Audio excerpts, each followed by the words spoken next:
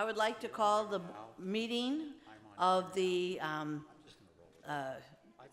July 25th, 2017 Board of Trustees meeting, Long Beach Community College District. The agenda for closed session, I will read off after Madam Secretary does the roll.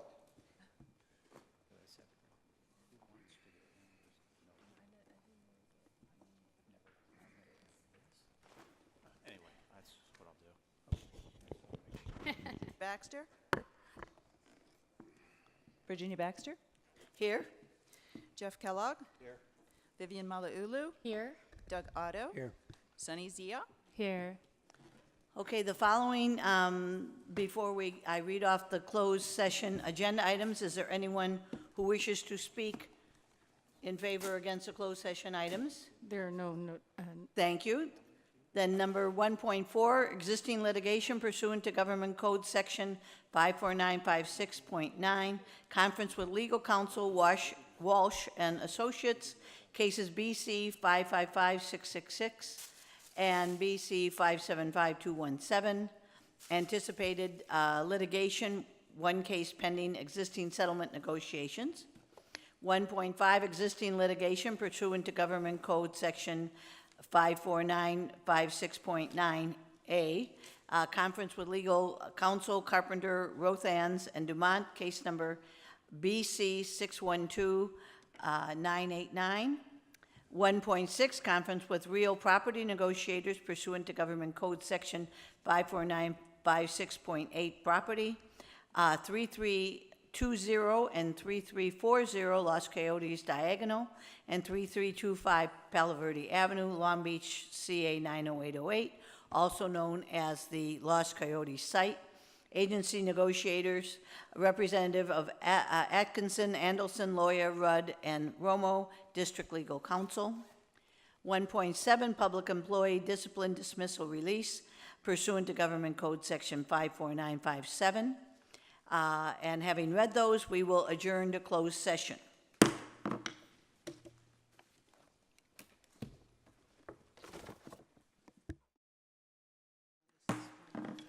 Okay, I'd like to call the board meeting of July 25th back to order. The first rule of business is the Pledge of Allegiance, and in honor of our distinguished Trustee Doug Otto, I would ask him to lead the Pledge of Allegiance. I don't know if I can lead it, but I can read I it. hope you can. Hand over your heart, ready, begin. The United States of America, and to the republic for which it stands, one nation, under God, indivisible, with liberty and justice for all.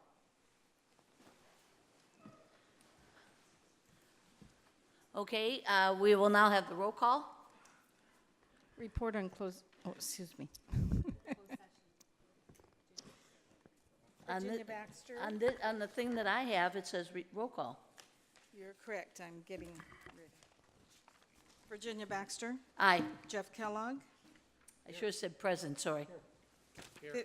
Vivian Malauulu? Aye. Doug Otto? Aye. Sunny Zia? Aye. And Student Trustee Chavez? Aye. Before I report out on the closed session items, I would like to have a moment of silence for three retirees who have died within the last month. Normally, I would save this to the end, but I may not be president much longer, and so I'd like to do it now.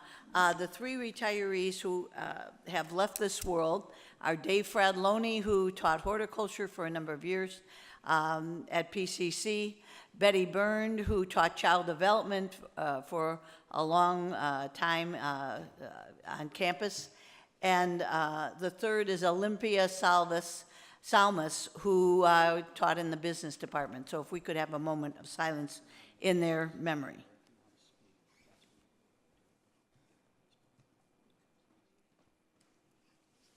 Okay, thank you.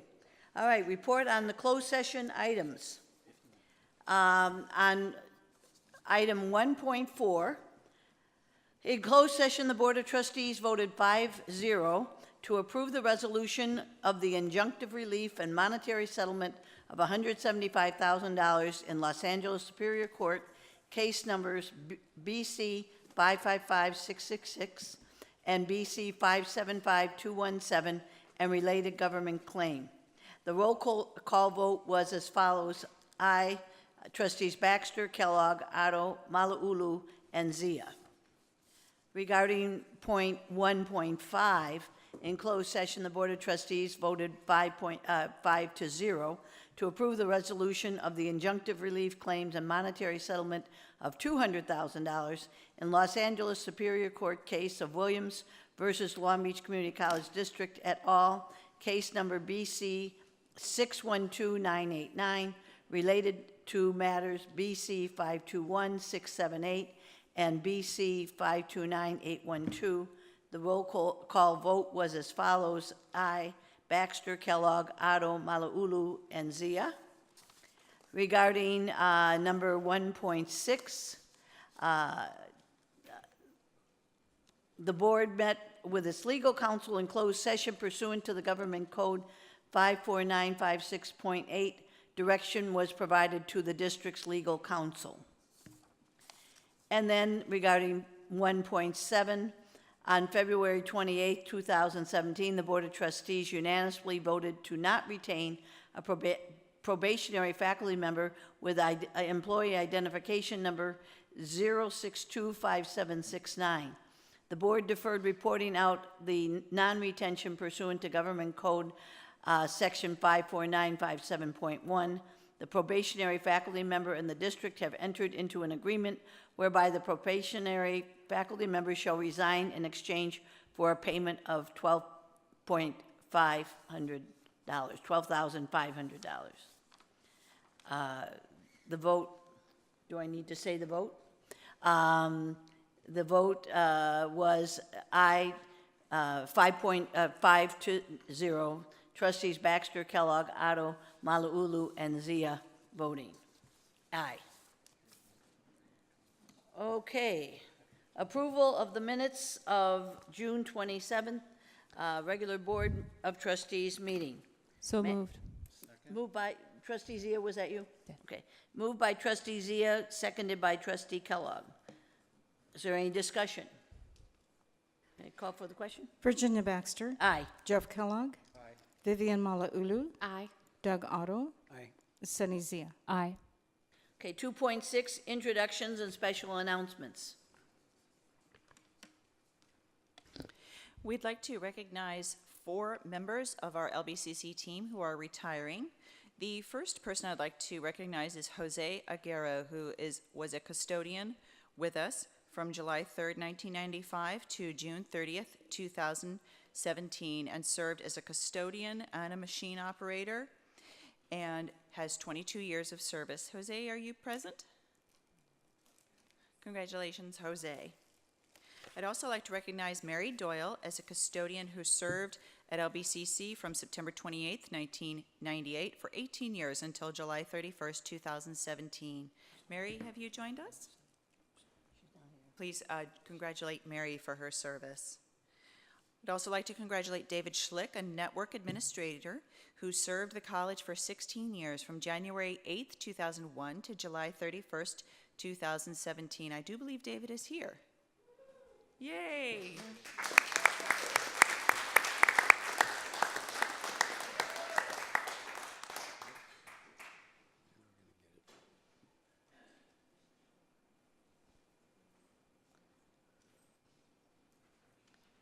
While Dave is walking up, I remember him from 20 years ago when he started as a student, right, David? And has worked his way up, and congratulations on your retirement.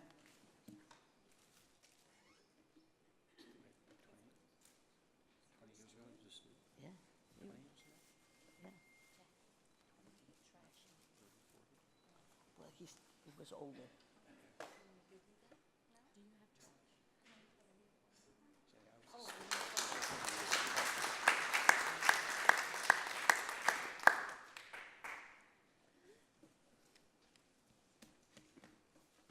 The The last person that we'd like to thank and recognize tonight is Karen Kane, who is a kinesiology professor who served the college for 28 years from August 18th, 1989 to June 30th, 2017, and we want to thank her for her service. She also served as an academic senate president from July 1st of 14 to June 8th of 17, and I think Karen is not with us tonight. So we want to thank her very much for her service as well to the college. Thank you. President Romali, if I can also point out, Karen Kane was my student in 1975 when she was AWS president, and then she went on, and I'm so pleased that she came back to us in 1989. Okay, reordering of the agenda, only for requesting to move agenda item to different time on the agenda. Are there any trustees who wish to reorder the agenda? Okay, hearing none, we'll move on. 2.8, ASB President's Report.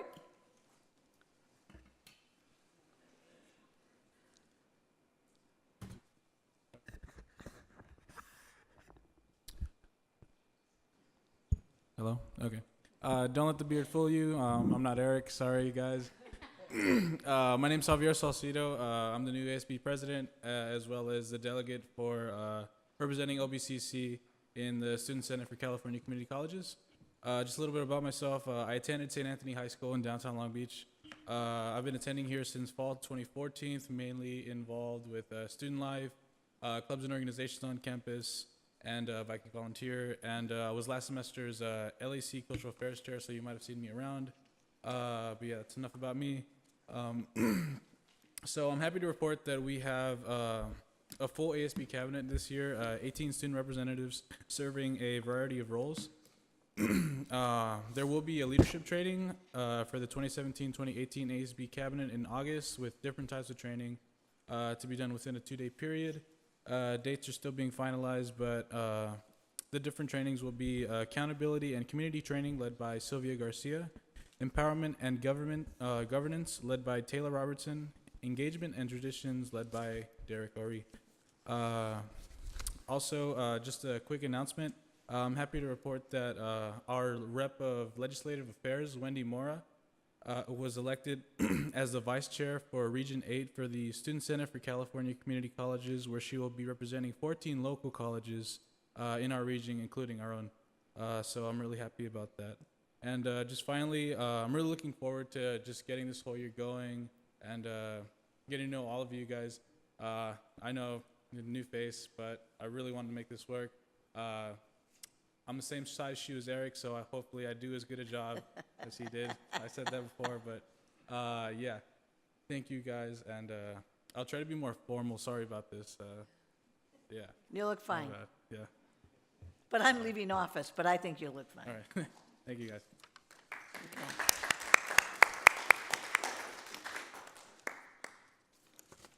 Okay, 3.1, Annual Reorganization of the Board of Trustees. Dr. Romali will take over my seat. Oh, I'm sorry, public comments. There are no public comment cards, so therefore, I think there are no public comments.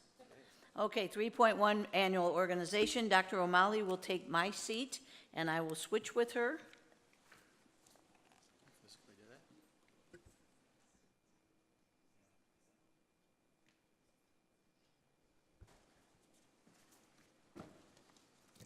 Good evening, everyone. I'm Superintendent President Reagan Romali, and I'm serving in my function as Secretary to the Board. Pursuant to Board Policy, Regulation 2015, at the annual organizational meeting, the Board of Trustees shall elect officers for the succeeding year. I'd like to hereby open the floor for nominations for President of the Board for the year 2017-2018.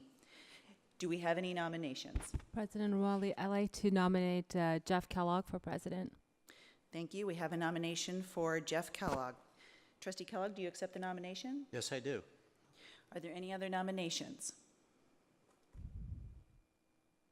Okay.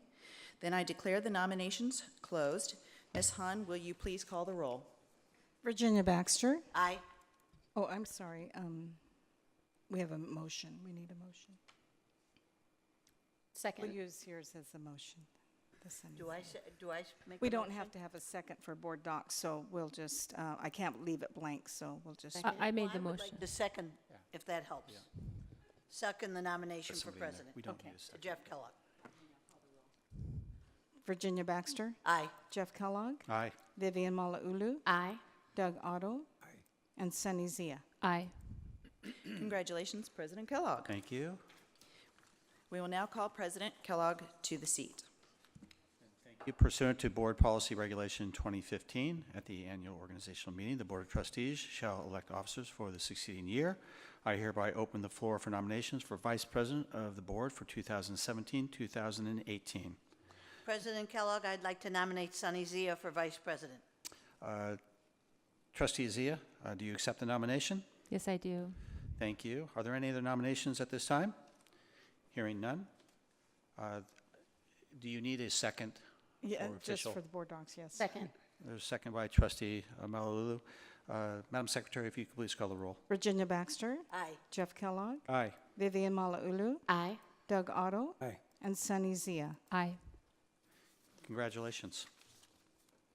We take just a little break to move your seats? Now actually move seats, so just for a moment, please, as we'll be addressed by Jackie. You and I are sliding over one. And am I sliding down to Sunny? No, I don't know where you, I think you are. Yeah. I'm sorry. I think I am. Let me move. You my want to thing. take your chairs with you, or do we adjust them accordingly?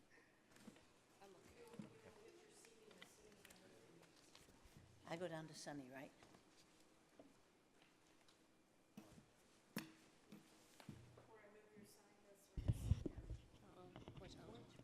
Okay.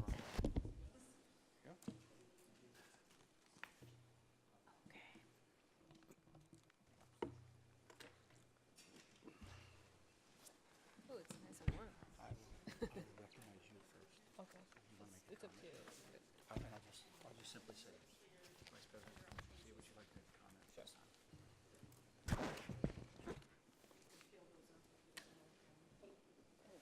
Oh, the peel.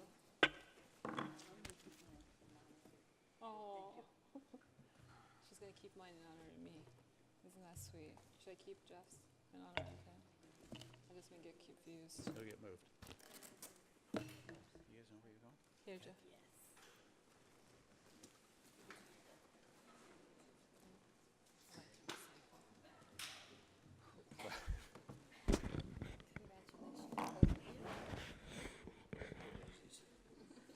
I'm sorry.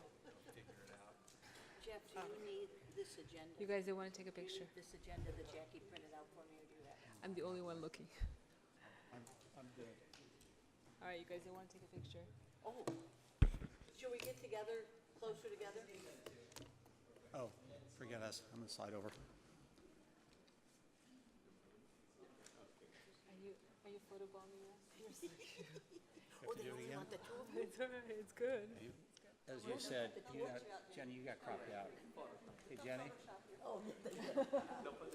You got cropped out of it, Jenny, so don't worry about it. All right. Oh, that way?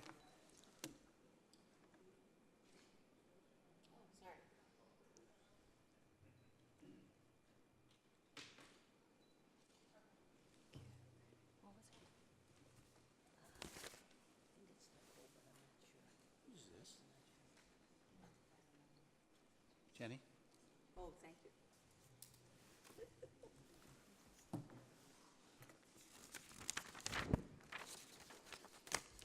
We okay?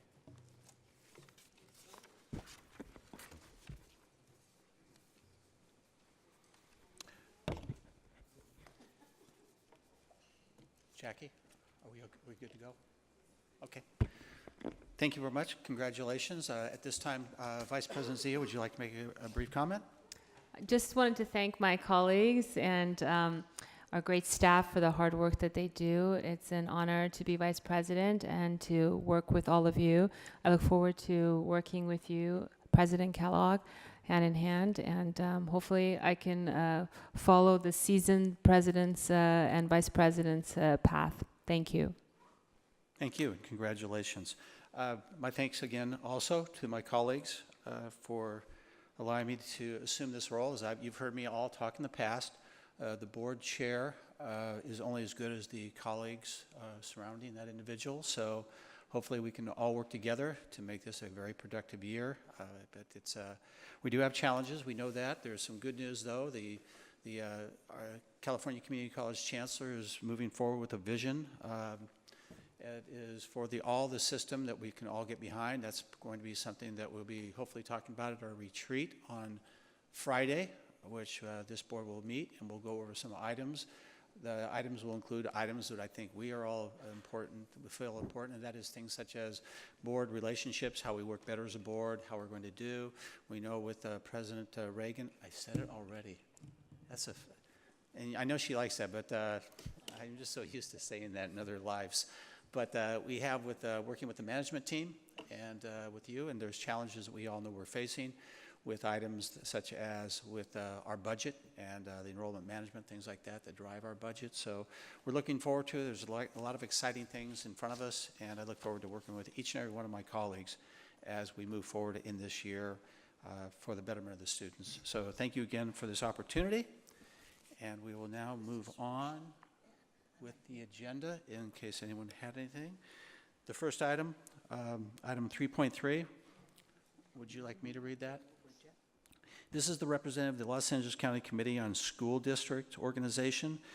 This is an action item in the past, and Trustee Zia, Vice President Zia, has served. I've asked if she would like to continue to do that with this organization, and she has told me she would. So we have a motion and a second on the item to appoint Vice President Zia to be the representative to the Los Angeles County Committee on School District Organization. There's a motion by Trustee Baxter, second by Trustee Otto. Any other comments at this time? Questions? If not, Madam Secretary, please call the roll. Virginia Baxter. Aye. Jeff Kellogg. Aye. Vivian Malauulu. Aye. Doug Otto. Aye. Sunny Zia. Aye. Thank you. Next item. Again, this is to the Los Angeles County Committee on School District Organizations. I have served on that in the past, and I will continue to do so unless I see someone that would like to do that as a member of the board. And if not, I will continue to be the representative for the college on that. So if I could, then I'll entertain a motion and a second to approve my appointment to this organization. So moved. Second. Motion by Trustee Otto, second by Vice President Zia. Any comments, questions? Hearing none. Madam Secretary, please call the roll. Virginia Baxter. Aye. Jeff Kellogg. Aye. Vivian Malauulu. Aye. Doug Otto. Aye. And Sunny Zia. Aye. Thank you. That item passes. I'm sorry. Did I get that title right, Madam Secretary? Is that the right title? Pardon? That I just appointed myself to? That was the correct title? You're okay. Okay. All right. The next item of business before us is the appointment of the additional board member to the audit subcommittee. I've asked that Trustee Otto take on that responsibility. If there's any questions or comments on that, if not, I'll entertain a motion to approve that appointment. There's no to the- vote required. That's an appointment. It's just all, I Yes. just get to, Trustee Otto, thank you very much for serving on that. And we'll move on to the next item. That is this is the recognition. This is for the recognition of the 2016-2017 president of the Long Beach Community College District. That would be president, or past president now, Virginia Baxter. So I would just like to extend my thanks to your effort throughout the whole year. I think that you would admit that it was probably some things you never anticipated, That's right. and not in a bad way, but the challenges that go with it. So with that, we are going to take a photo opportunity with the superintendent president and you. So are there comments from the board as we walk over here to take a picture? Any at this time? President Kellogg, I'd like to just, Trustee Zia, followed by, Trustee Zia, you have the floor. I just wanted to echo your comments and thank you, President Baxter, who's hiding behind me. you made me very proud as your colleague. You worked so hard and you were so dedicated and fair, and it was really wonderful to have you as our president. Thank you. My pleasure. And it was a tremendous learning experience. That's the truth.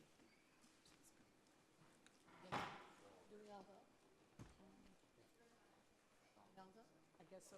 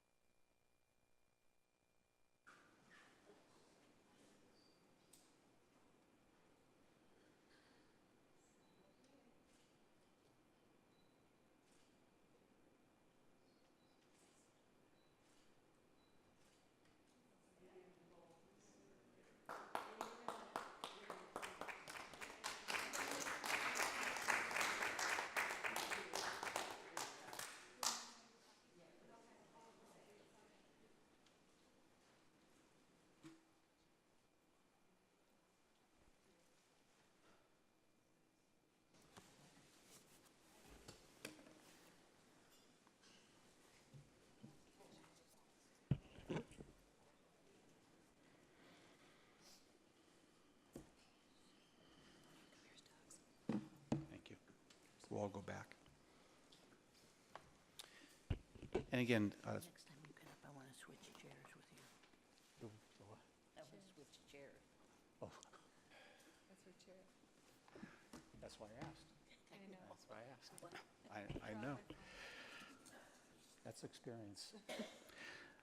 And again, Trustee Baxter, thank you very much for Thank your you. service. It's been my and honor and pleasure. Thank you. I was going to ask if you wanted to make any comments at this time.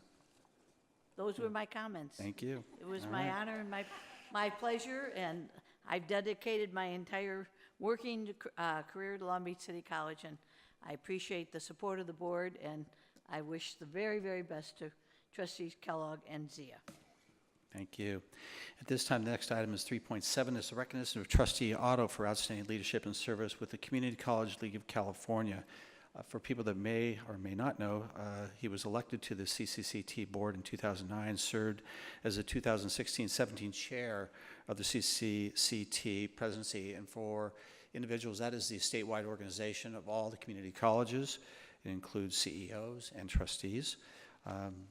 During his term as the board president, they implemented some board study sessions that provided deeper understanding of key policy topics such as open education resources.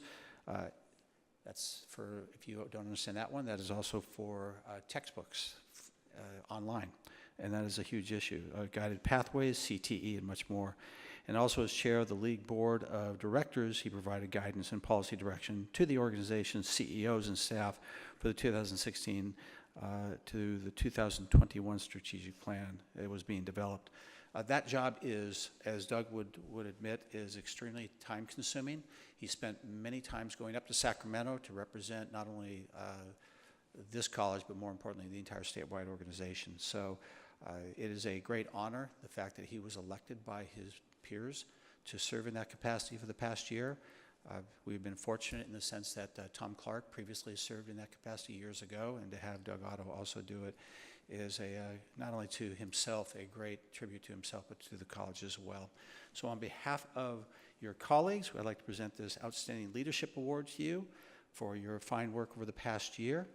And if we could, we're going to walk down, take another picture, and then Doug, if you would like to make some comments at the time, you're more than welcome to.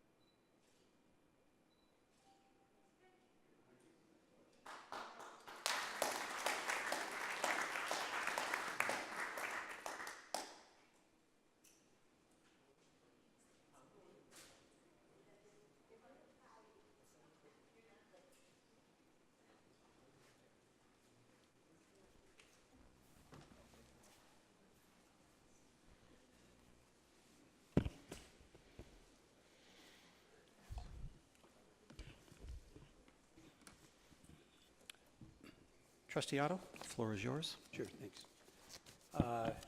Thank you. That was easy.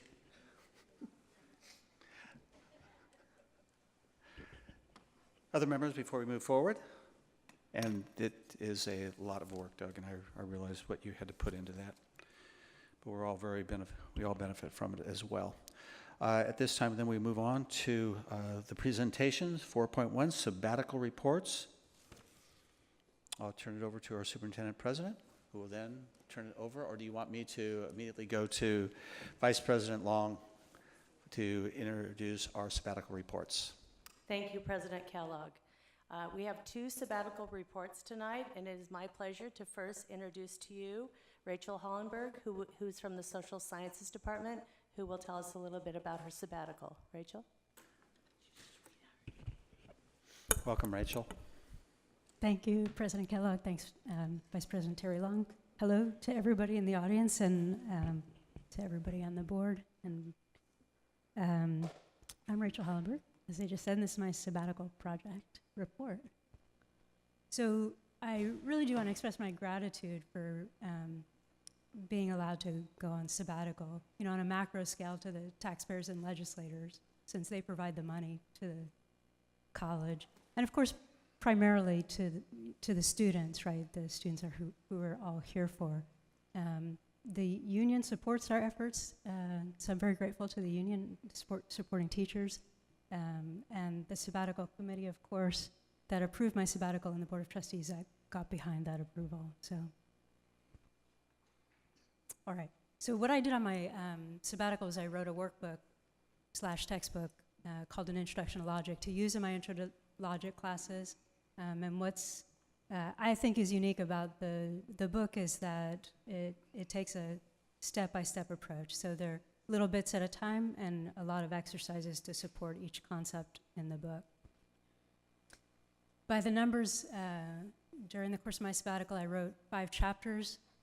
In those 5 chapters are 42 sections, so each chapter had 6 to 12 sections. My apologies.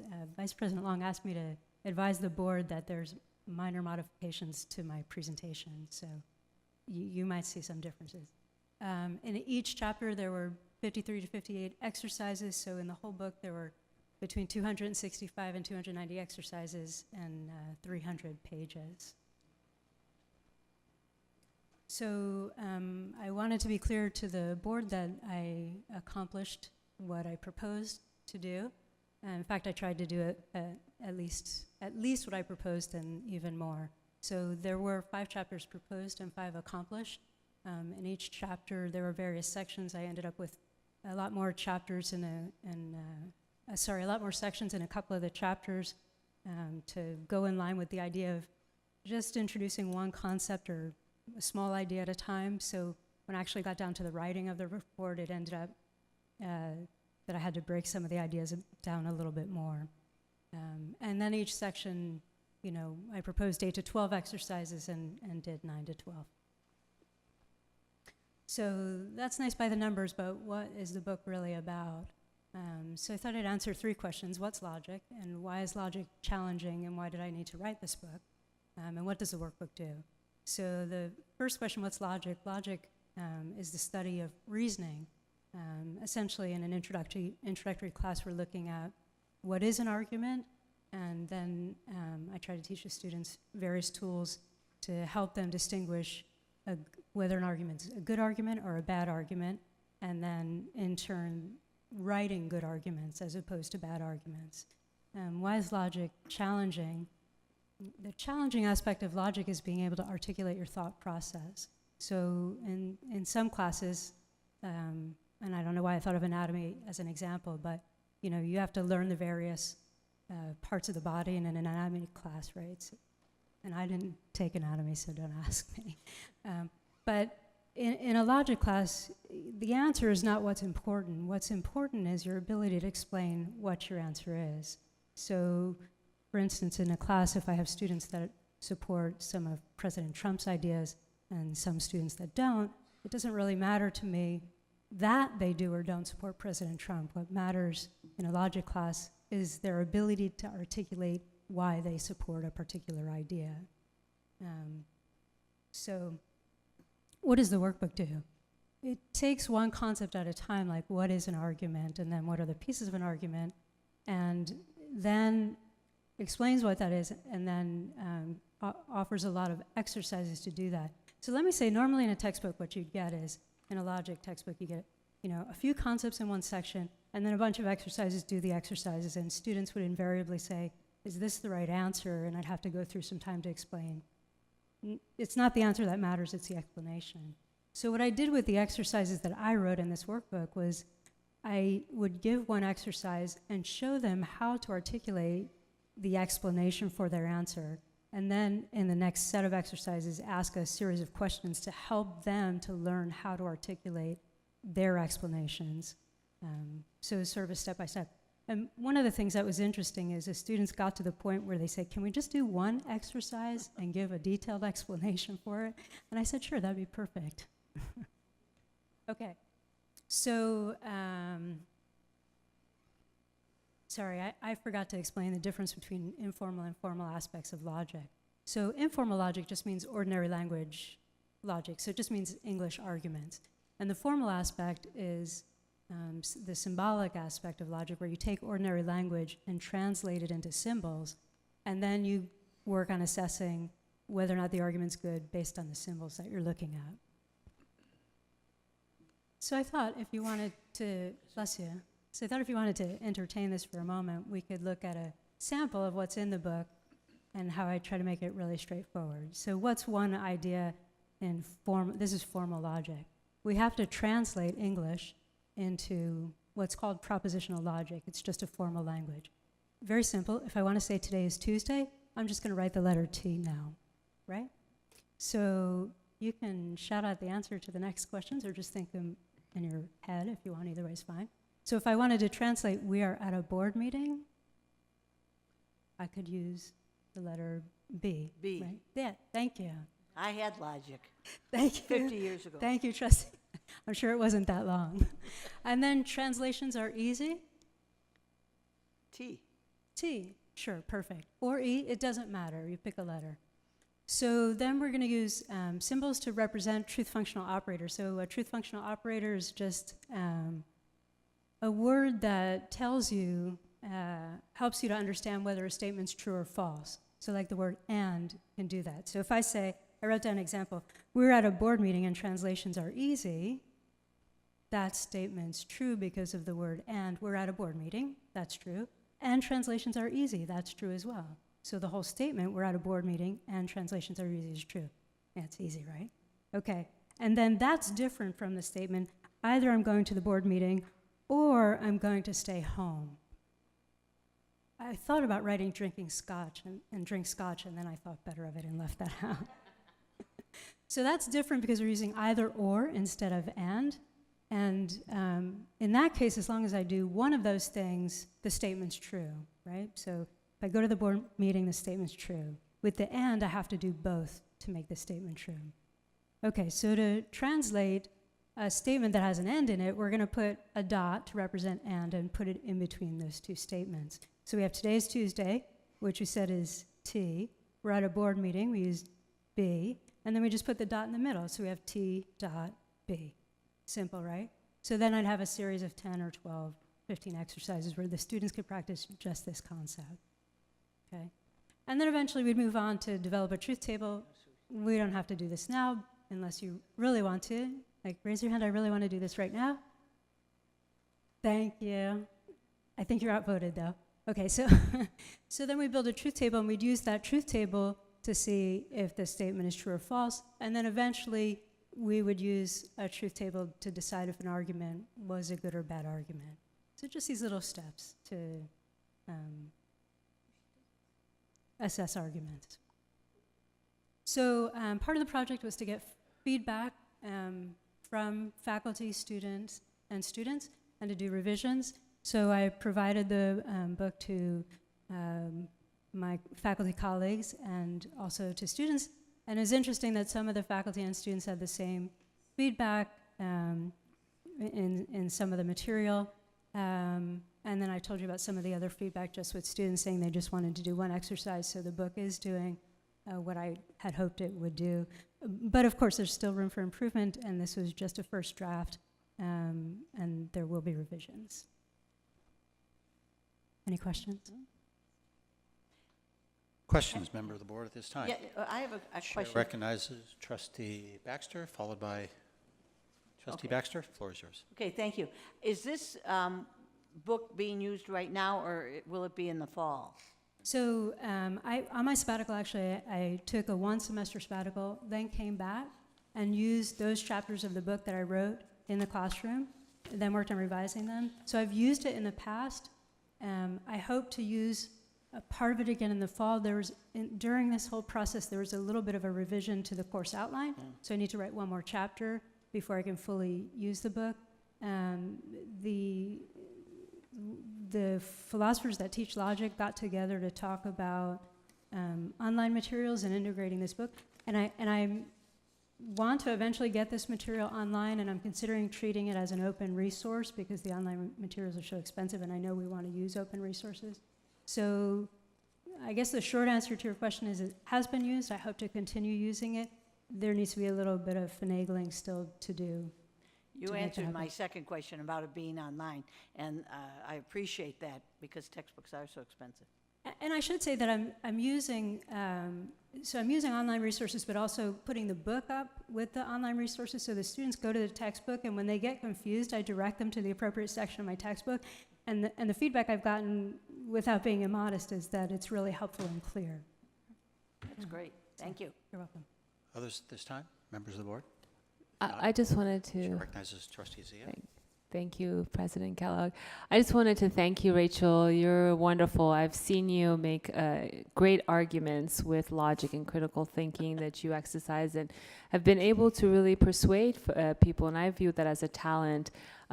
Is it possible to go back to that slide? I think we kind of, you asked us a question of whether or not we want to do this exercise, and I don't know if there's consensus here, but can you explain what exactly, how this works, this table? I can. Would you like me to, Trustee Zia? Sure, that'd be great. Yeah. So we have a statement here. Sunny likes coffee ice cream, and Ginny likes pistachio ice cream, right? And the first thing we would do with a statement like this is translate it, right? So that's what we were doing on the previous slide. So you just pick a letter for Sunny likes coffee ice cream, S, and then pick a letter for Ginny likes pistachio ice cream, G, and then you put the dot in between them, right? So you would end up with, if I'm going to type in here, the translation would be S dot G, right? Now, the truth of the matter is that, and don't tell us yet, we don't know what kind of ice cream that you like, right? But what are the possibilities?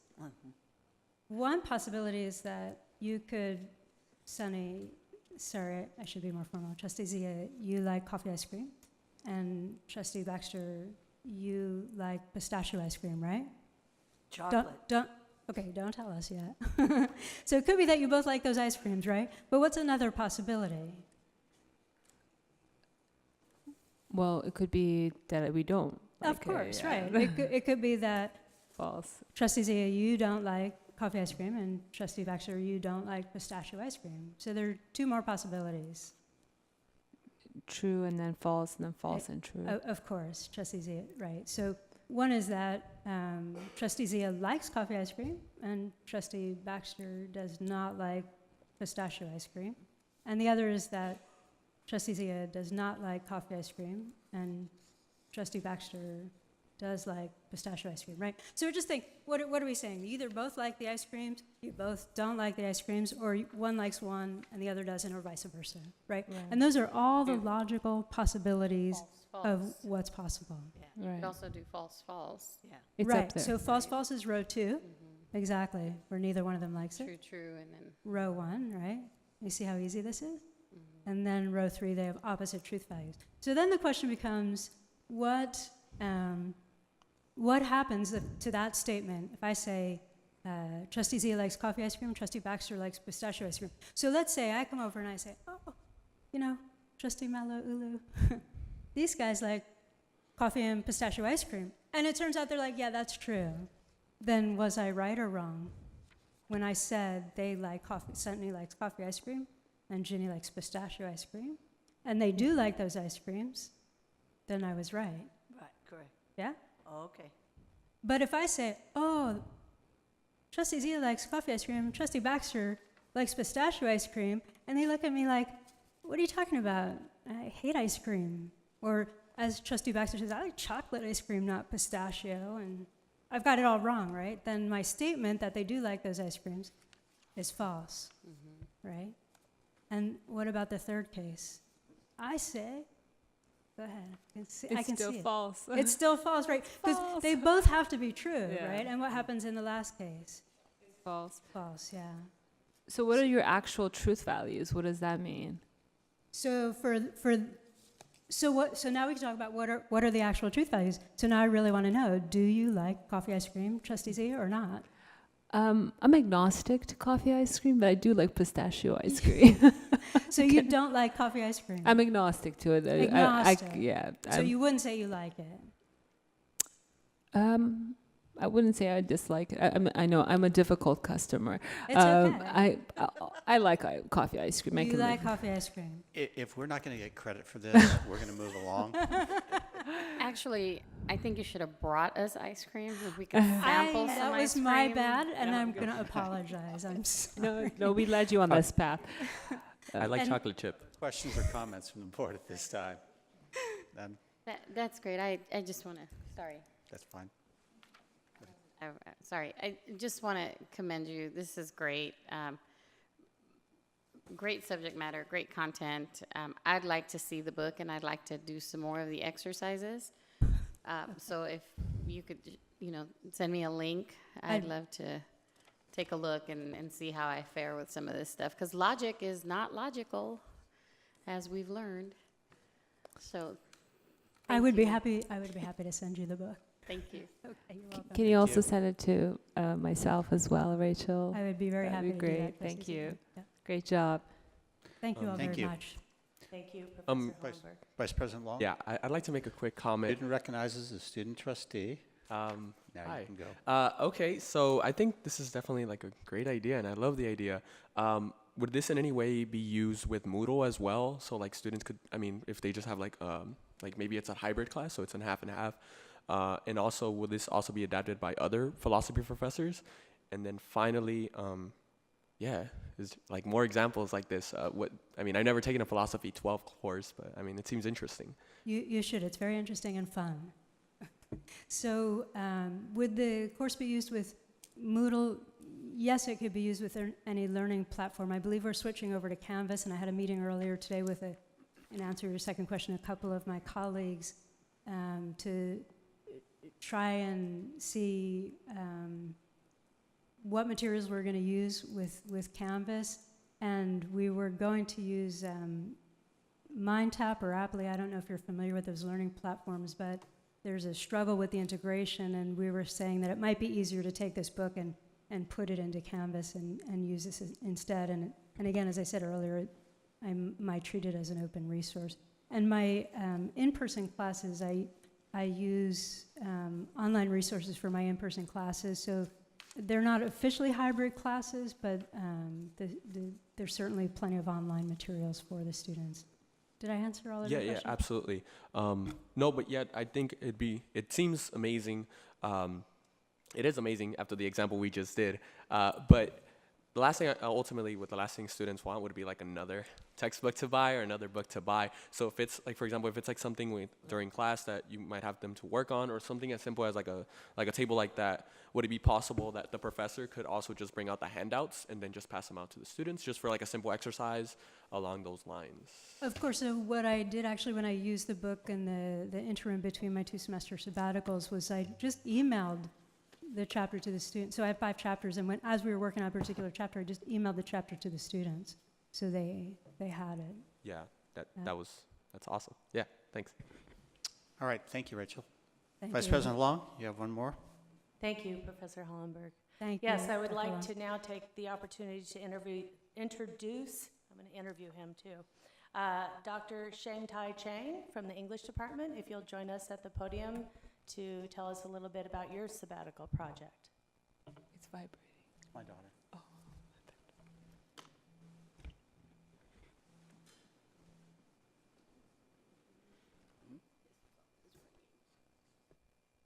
Eventually, it's 9 o'clock where she's at. I don't know where she's calling me. No, I'm going to go to the bathroom in a minute. Thank you. Welcome. Good evening. Respected President O'Malley, respected Board of Trustee President and members,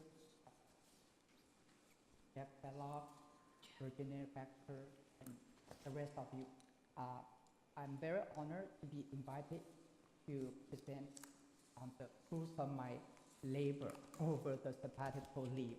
I want to take this chance to thank the Board of Trustees again for this wonderful opportunity to be released from teaching for 1 year to engage in research. I taught Chinese for over a dozen years, so over the time I accumulated notes and so on. I really wanted at that point to have time to concentrate research to make some breakthrough. Thanks to this sabbatical leave, I was able to do that. And I also want to mention in passing, I took the chance to make a trip to China to do research.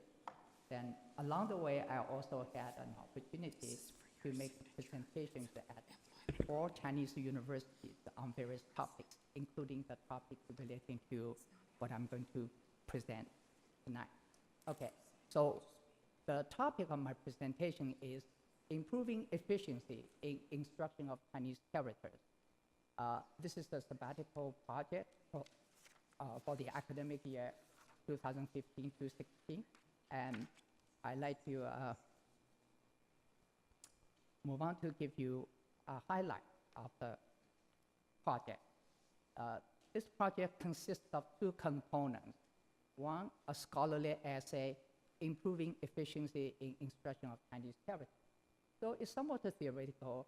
I want to ground myself solidly on existing scholarship, and if possible, venture forward from what we already know into the twilight zone where knowledge is in the process of being made. I also had a chance to meditate on the role played by half knowledge in education. But these are somewhat off the topic, but in my research and my scholarly efforts constantly lead me towards the edge of existing knowledge. So this is the scholarly project. But the bulk of my work is on this resource book, which is practically oriented. It's titled The Teacher's Resource Book for Chinese Character Instruction, as I mentioned earlier. And this started off from my teaching notes that are accumulated over time, but it's not simply a collection of the scattered teaching notes and then organize them. I used my scholarly essay as a theoretical guide towards what I'm doing here. So hopefully I try to achieve some kind of union. Although the product is pedagogically and practically oriented, I want to give it a sound scholarly basis to it. So in the interest of time, I'm not really going to go into the details of the content. And if you are interested, you can review my report, sabbatical report. I want to say in my scholarly essay, I attempted to explore different methodological approaches to teaching Chinese characters. Some of the ones are already known, some of the ones are not really fully explored, but I want to concentrate on 2. I could talk about a lot of different topics. I want to talk about 2 topics. One has to do with using character components as a heuristic or pedagogical tool.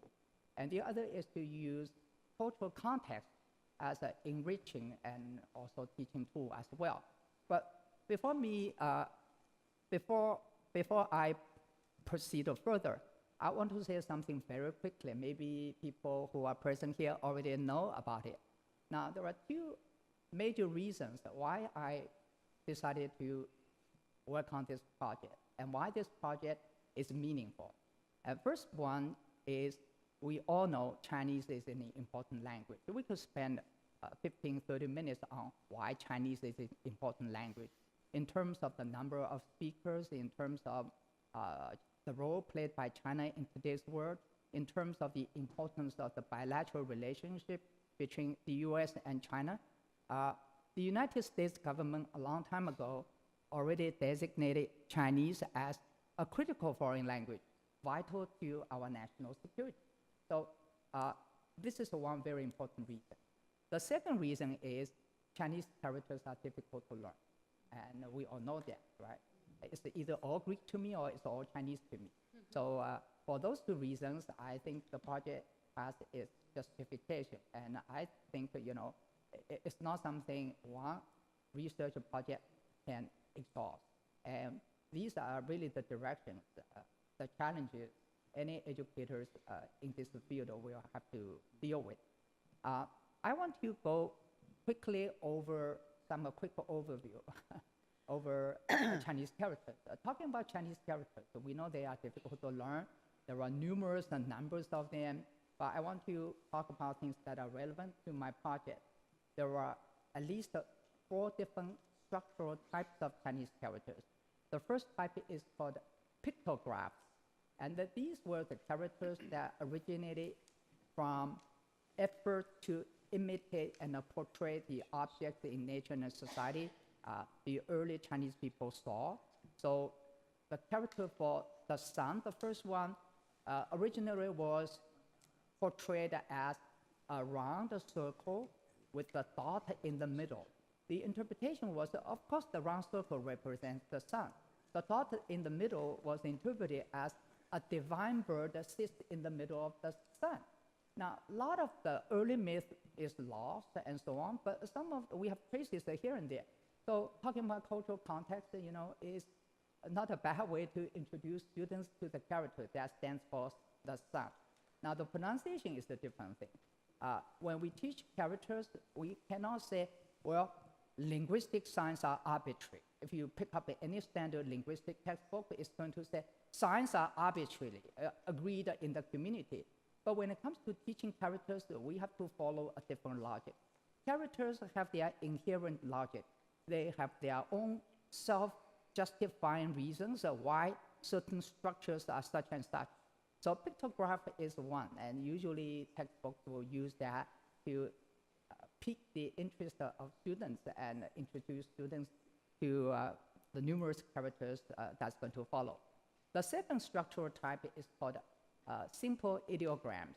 So you look at the character, I say I can teach anybody 3 characters in 5 seconds.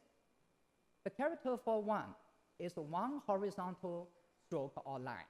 The character for 2 is represented by 2 strokes, horizontal 1. The character for 3 is 3. You see how reasonable it is. It's a symbolic, of course it's abstract. And there used to be a time, maybe 3,000 years ago, people wrote the character for 4 as 4 lines. I joked with my students, you think that we would just go on forever, 5, 6, 7, 8, 9, 10? How are you going to write the character for 100? So at a certain level, you have to become abstract. That is in the nature of the language. But anyway, that illustrates the concept called simple ideograms. And there's also another category called compound ideograms. The character for brightness or light is represented by the sun and the moon placed next to each other. I think the light from the sun and the light from the moon add up to brightness, definitely. And if you have 2 trees side by side, that represents a wood, not a single tree anymore. If you have 3 trees that come together, they represent a forest. So again, from 1 to 2 to 3, it's a symbolic representation.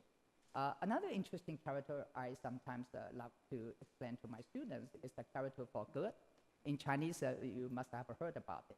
Greetings, 你好. So 好 means good, well, and well-being, and so on. the character is represented by two components. One side represents a woman, you could say mother, and the other side represented by a character standing for a child. So really, it's the mother and child together. Now, it's interpreted this way. The well-being of a mother being together with her child, and that's what we mean good. And if you could understand that situation and understand the emotions that people experience at that point, and that is how, that is good, well-being. And another set of characters are also interesting. It's represented by two characters, one meaning up, another meaning down. At the bottom is the heart. So the heart jumps up and down, it means unease. So, okay, these all are indications of how characters can follow their own logic and be reasonably explained. And I think the most important, these are interesting. They are also very ancient and basic to the whole stock of Chinese characters. Now, the one that is most relevant to my sabbatical project is the type of character called a phonosemantic compound. A phonosemantic compound contains two components, a phonetic component, phono, and a semantic component. Okay, so it works this way. For example, we take the character ma for mother. Now, it has one component standing for woman, female. Another component stands for the sound ma. You look at that component, ma really means a horse, but here it's used only for its phonetic value. So you put a woman radical and the component that stands for horse together, you get a character, ma. And then you could also get similarly, you could get other characters using the component ma. You could get ma, means to scold or to swear. And a ma, of course, means a horse. So you could have a sentence like a ma ma ma, means just the variation in tone, the same pronunciation. Ma ma ma means the mother is swearing at the horse. Ma ma ma, the horse is scolding at the mother. Of course, it's a fairy tale kind of situation. So you could see the possibility that we could use the phonosemantic components to create some bigger, okay, let me see. Okay, and I have some brief examples here to show you. We have a table of characters that are pictographs. You can look at it, fire and so on and so forth. I'm not going to go into them individually. On the other side, you see the ideograms and up and low and so on and so forth. I already talked about the phonosemantic compounds. So what I did in my sabbatical research is, first of all, as I have explained, I tried to steer students away from this notion. They perhaps have learned from any standard linguistic courses, that is, linguistic signs are arbitrary, conventional signs. But when it comes to Chinese characters, we have to recognize the inherent logic in the characters in order to learn them meaningfully and also efficiently. So I use the two approaches. One is a component-centered approach to character learning. I have already explained to you how we could use components and combine them to produce a lot of characters. The other is the use of cultural context. Now, this sounds a little bit too ambitious. My quest for using character components as a pedagogical means lead me towards a quote and unquote. I think I did not have that in my sabbatical report when I was writing up for this presentation. I was thinking about creating a Chinese alphabet. Well, are you kidding? Chinese is not an alphabetic language. My inspiration is really from English and other alphabetic languages. Consider an alphabet with a limited set of letters could spell unlimited words. That is called efficiency. But the Chinese, due to its very nature, could not really do that. I was thinking, is there a halfway so we can approximate the efficiency? Yeah, we can do that. We can do this because in modern Chinese, the characters in current use, 90% of them belong to the phonosemantic type. So I'm thinking perhaps we can construct a pedagogical model with the 3 variables. And one variable, one component is the total number of characters to be taught. Of course, the more the better. And the second is the number of the most productive semantic component. The third is the number of the most productive phonetic component. So if you can join or compound phonetic component with semantic component, and it's like a spelling word, and you can produce a lot of characters that way. So I put the theory to practice in my resource book by identifying and compounding 100 semantic components, sometimes called the radicals, and 51 phonetic components. So altogether, I use 151 components, and I produce and reference 1,900 characters. So that is the efficiency compared to learning character one at a time. Okay. Now, there's a lot of theory involved in this. I was just starting to think about this. I think there's a curve. At a certain point, the efficiency is the highest. Then, that takes perhaps more research. But anyway, as I said, explained before, the purpose of the sabbatical project is to produce a product we can use directly in teaching practice. So the teacher's resource book allows students to recognize a few character components, semantic or phonetic, and learn to combine them like a ma, ma, ma. So from 1 or 2, they can get to 5, 10. So that's an efficiency over the old method that compels people to learn character one at a time. Okay. Now, another method I want to mention very quickly then end this presentation is using cultural context as a way to enrich teaching and also to make teaching more meaningful. Here I have one example I really like to share with you. I did not know. I really wanted to say this sabbatical project allowed me to develop a relationship with the Chinese language and Chinese characters I've never had before. I did not know Chinese could mean this and that. I did not know that characters were such a mine of wealth of cultural information. For example, take the character fa, meaning method, rule, or law, for example. Now, in the earliest form for this character is represented by 3 pictographs, or 3 pictures, if you will. And one component stands for river. Imagine a picture for river. I cannot reproduce it for some reasons, and I hope I could on another occasion. Now, the second component is a component that stands for a divine creature, called the jie. So the pronunciation is not important, it's a divine creature. And the third one stands for not a convict yet, a suspect waiting for a verdict, and he's on his knees. Now, the divine creature is endowed with the special power of telling the guilty from the innocent. If he finds the guilty one, he will poke the guilty one with his horn to repudiate the person. So that symbolizes the punishment. So you put the 3 things together. Water stands for a level surface. It's an equity. It's like in the Western tradition, we have blindfolded goddess, holding up the scale to represent equity or fairness. So in Chinese, they use river, the level, water level, to represent that. Now, the divine creature, of course, is a symbol of poetic justice, right? We have an unfailing ability to tell the guilty from the innocent. And the third one, of course, is the suspect waiting to be judged.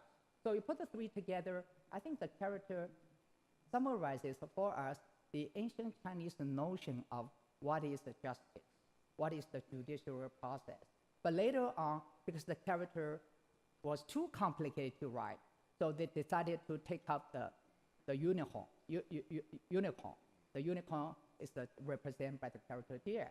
So what remains is the character to repudiate. So I said in my lecture notes that although the divine creature may have abdicated, the spirit he left behind is carried on in the character represented by equity and represented by due punishment when it is necessary. Okay, that's all I have to say about the presentation. Thank you for listening. Are there questions, members of the board, at this time? Chair recognizes Trustee Malulu, Thank you, followed by Trustee Baxter. Professor Chang. Thank you very much. That was very interesting. I just have one request because seeing something is very different than hearing something. Could Right. you teach us how to say something in Chinese, like maybe a Sure. phrase? Sure. For example, when you greet Chinese and you say, 你好, and well, 你好, I think it's very easy to remember. And people say, how is your knee doing? I hurt my knee last week. How is your knee doing? So, 你好, how is your knee doing, right? 你好. Well, there's another, I would say, ridiculous, but quite a feasible way to get people interested in Chinese. How do you say I love you? In Chinese, we say 我爱你. People say 我爱你, right? So you have the four walls of a room, and you have the knee. Everyone has two knees, and also I. So of course they are not related, but some English-speaking students try to remember I love you. Actually, a few of my students, and they are dating Chinese girls, and they want to say, how do you say I love you? Well, they cannot remember. You say 我爱你, or say 我爱你, and they got it. But the tricky thing about Chinese is the tone is very crucial. I think there are two challenges to learning Chinese. One is the characters, the huge number of characters, and the structural complexity of characters. These are really a barrier, even to native speakers. And I think that in terms of reading level attained, native students in China usually are lagging behind a year or two compared to students in languages like English, Spanish, and so on, because they spend lots of time to master thousands of characters. But to them, perhaps the tone is not a problem. But for non-native Chinese, tone is a problem, because a character can become a different character, not depending on the pronunciation, but on the tone. If I have ma, ma, ma, ma, so we have different characters. If I say yi, maybe there are 50 characters that are yi. So characters are very important. A lot of times that you ask a Chinese for, what is your name? You share the name, people still don't know. Say, how do you write the character? And they have to see the character. They say, no, now I know what's your name like. Okay, so I think it would be really fun. I always have this idea. It's not just with Chinese. Our community is a multicultural. I always advocate the idea that all our students should be interested in the language they speak, and not necessarily to master a lot of languages. At least they are able to greet people in 4 or 5 languages, right? And also say hello. You say gracias.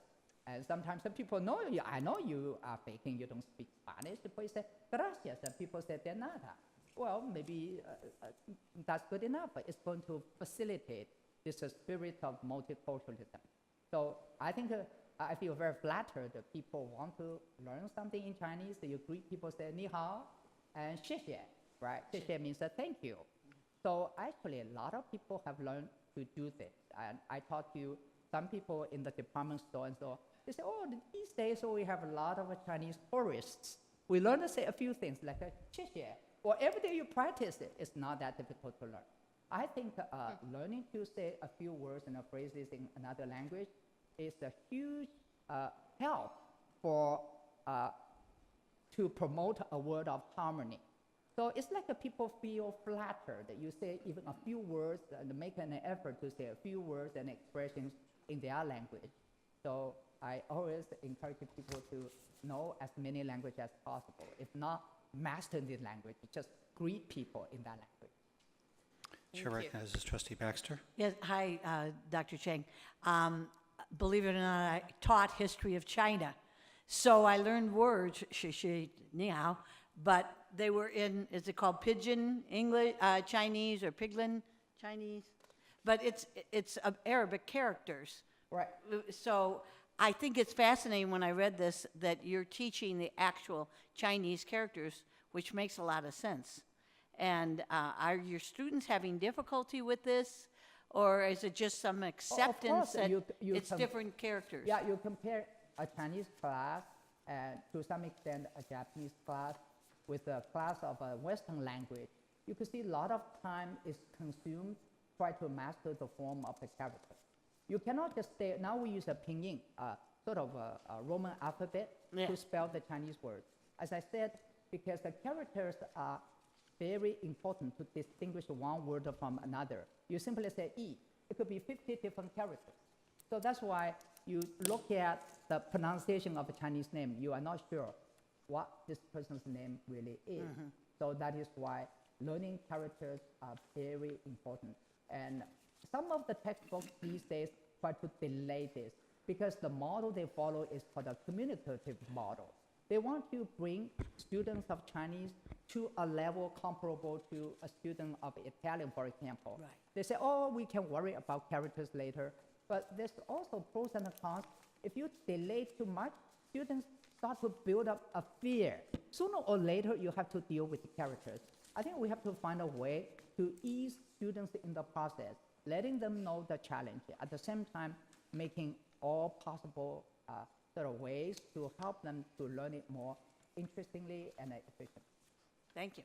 Other members at this time? Hearing none, thank you very much. Thank you. Thank you, Dr. Chang. Vice President Long, that concludes our sabbatical reports. Thank you. Next item is 4.2, Instructional and Informational Technology Services Presentation. Vice President Gable. Yes, thank you. And it's my pleasure to introduce Sylvia Lynch, who is our Chief Information Systems Officer, who's going to be doing a presentation on Instructional and Information Technology Services. And then with her tonight, I don't think they're going to be speaking, but she does have several of her managers with her tonight. So we have in the very back row, Cindy Hanks, whom you guys all know. We have Mei Sakamoto, and then we have Husam Kashu, are three of Sylvia's managers that help her out within IITS. So I'll turn it over to Sylvia. Thank you. Can you all hear me? Am I good? Thank you for good evening, and thank you for allowing me to present tonight on the IITS accomplishments, particularly as they relate to the college's efforts in student success. I still use paper. Tonight's agenda, I'm going to go review some of the business process review projects that we have accomplished or in process. I'm going to review some other student success initiatives that we're working on with other departments. I'm going to just touch a little bit on guided pathways. And then I'm going to talk about other ITS initiatives that have to deal with improving student learning. And then I'm going to talk a little bit about our newish information security program. So I'm going to get right to the meat of the business process reviews. I will call them BPRs. I do have a tendency to get a little down into the weeds, so just bear with me. But about 2 years ago, we launched our business process review projects. One of the areas that was of particular importance, particularly to students, was financial aid. Financial aid is a cyclical process, an annual cyclical process. It starts with downloading all the software updates from Department of Education, reviewing all the configuration, downloading the FAFSA information, all the way through awarding disbursements and then reconciliation. While one school year is ending, the next one is going. So there's some overlap. Again, I could go into the details, but just a few highlights that have helped students are we have increased our financial aid, satisfactory academic progress, notification to students, and increased it from an annual basis to at the end of every term. So 5,000 students approximately receive this notification. They can get to the end of the year and be in a bit of a pickle, and where they can't really get out, they can't really get ahead. So by notifying them more frequently, more often, they have a better chance of succeeding and remaining eligible for financial aid. Also, we automated many jobs, batch jobs, to also increase frequency and the accuracy of our financial aid processes. The example I have on the slide is just one process where we download FAFSA information called the ISER, Institutional Student Information Record, from the Department of Ed. This is a 30-step process that one individual has been running and monitoring. By automating it, you can imagine it's very tedious. And by automating it, we reduce some errors. We free up staff time so they don't have to monitor the system constantly to make sure the jobs are running effectively. We reduce mistakes, and I apologize. It slows down the financial aid process for the students. So by automating, we speed up and get the information to the students more timely. Also, we have increased our communication to the students. We have automated communication. For example, when we import the ISER information from the Department of Ed, we automatically sent 22,000 emails, over 22,000 emails to students notifying and acknowledging that we have received their application through PeopleSoft, first time. Then, of the 22,000, 17 were identified as having missing financial aid information or requested verification documentation from the Department of Ed. So we sent a first notice and then a second notice and a third notice to these students. As you can see, it decreases each time. So again, we're communicating with the student and to help them succeed. We have also increased the information that students can view their own information, their own packaging information online, and are now allowing them to reduce or decline loans. And finally, we did develop about 24 metric reports for the financial aid department system to kind of gauge and have a pulse of how the system is doing. And next year, because we re-engineered processes, we will be able to compare next year with this coming year. For the student record system, we eliminated the forms that students needed to fill out in order to repeat a class. Since January, 5,500 students and climbing, even this week, can now register for a second attempt on a class without filling out a form, standing in line at the Admissions and Records Office.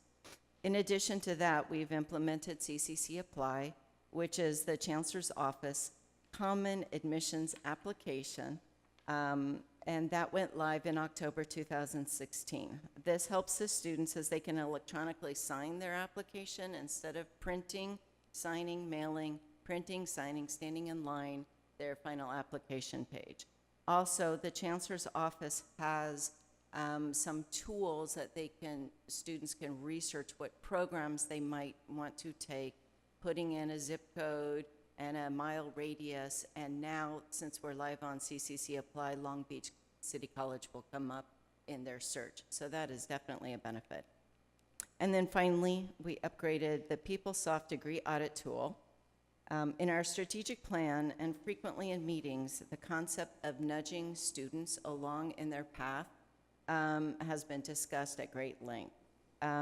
Re-engineering the degree audit is setting us up to actually implement those requests, such as you're within 1 or 2 classes away from completing a degree, we can send them in communication and then nudge them to the application to graduate form, which will soon be online too. And we have also implemented HighPoint, which is a third-party product, which allows a student to register on their phone. Actually, any device, but it has the responsive mobile design. So on the left, you will see a student is registering for summer 2017. They're at this select a subject. They have a little scrolling a window here for them to select the subject. They can enter catalog information or class number. There's other search options they can do, and then they can select, add it to their shopping cart, and register. On the right side is the tool called Schedule Builder, where a student can select courses they want to take. For example, I want to take English, I want to take math, and I want to take Chinese, and logic. And based on these 4 courses, the system will calculate any schedule, all the permutations of the schedules. So in this particular example, the classes the student wants to take, there are 6 possible schedules. Then they can, again, scroll through these. They can click certain classes and say, lock these in, and then it will freeze that one class and then calculate based on the other classes. So moving on to the fiscal and human resources business process reviews, several highlights that I'd like to share with you include, we did conduct a health check of what we call the source to pay process, which is from a purchase requisition to a vendor payment. The vendor did make recommendations, including upgrading our software to the newer version, coding, typing requisitions, training, and developing customized report, and implementing certain third-party products. But they also found that the time spent, particularly by the purchasing staff, was spent manually tracking all the supporting documents required for purchasing. Therefore, we decided to slow this project down a little bit, focus more on the student success, and do some of the recommendations internally. So we upgraded both HR and fiscal to 9.2. Purchasing is categorizing their purchase orders starting the 2017 fiscal year, which will give us opportunities to explore workflows based on these categorizations. With 9.2, we are now sending notifications to department managers when when a requisition needs approval, or if it's in budget error, which, believe it or not, we department managers really like to be reminded and nudged as well. And finally, we made a few modifications to the faculty load sheet process. Future projects, I'm not going to go over every one of these. These are potential projects we will be exploring. We are doing the first one starting next month. We are going to automate invoice approvals online within Laserfish, which is our document imaging system. This will eliminate over 8,000 invoices a year that we department managers print, sign, and mail back to accounts payable.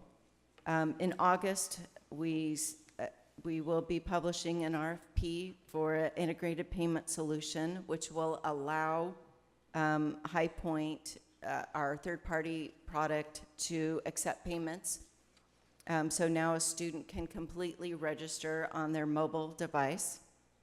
This fall, we'll begin discussions to review the drop per non-payment process. This is a very labor-intensive process that takes about 4 days to do, and we need to upgrade that. So those are just a couple of highlights that we're looking at most seriously.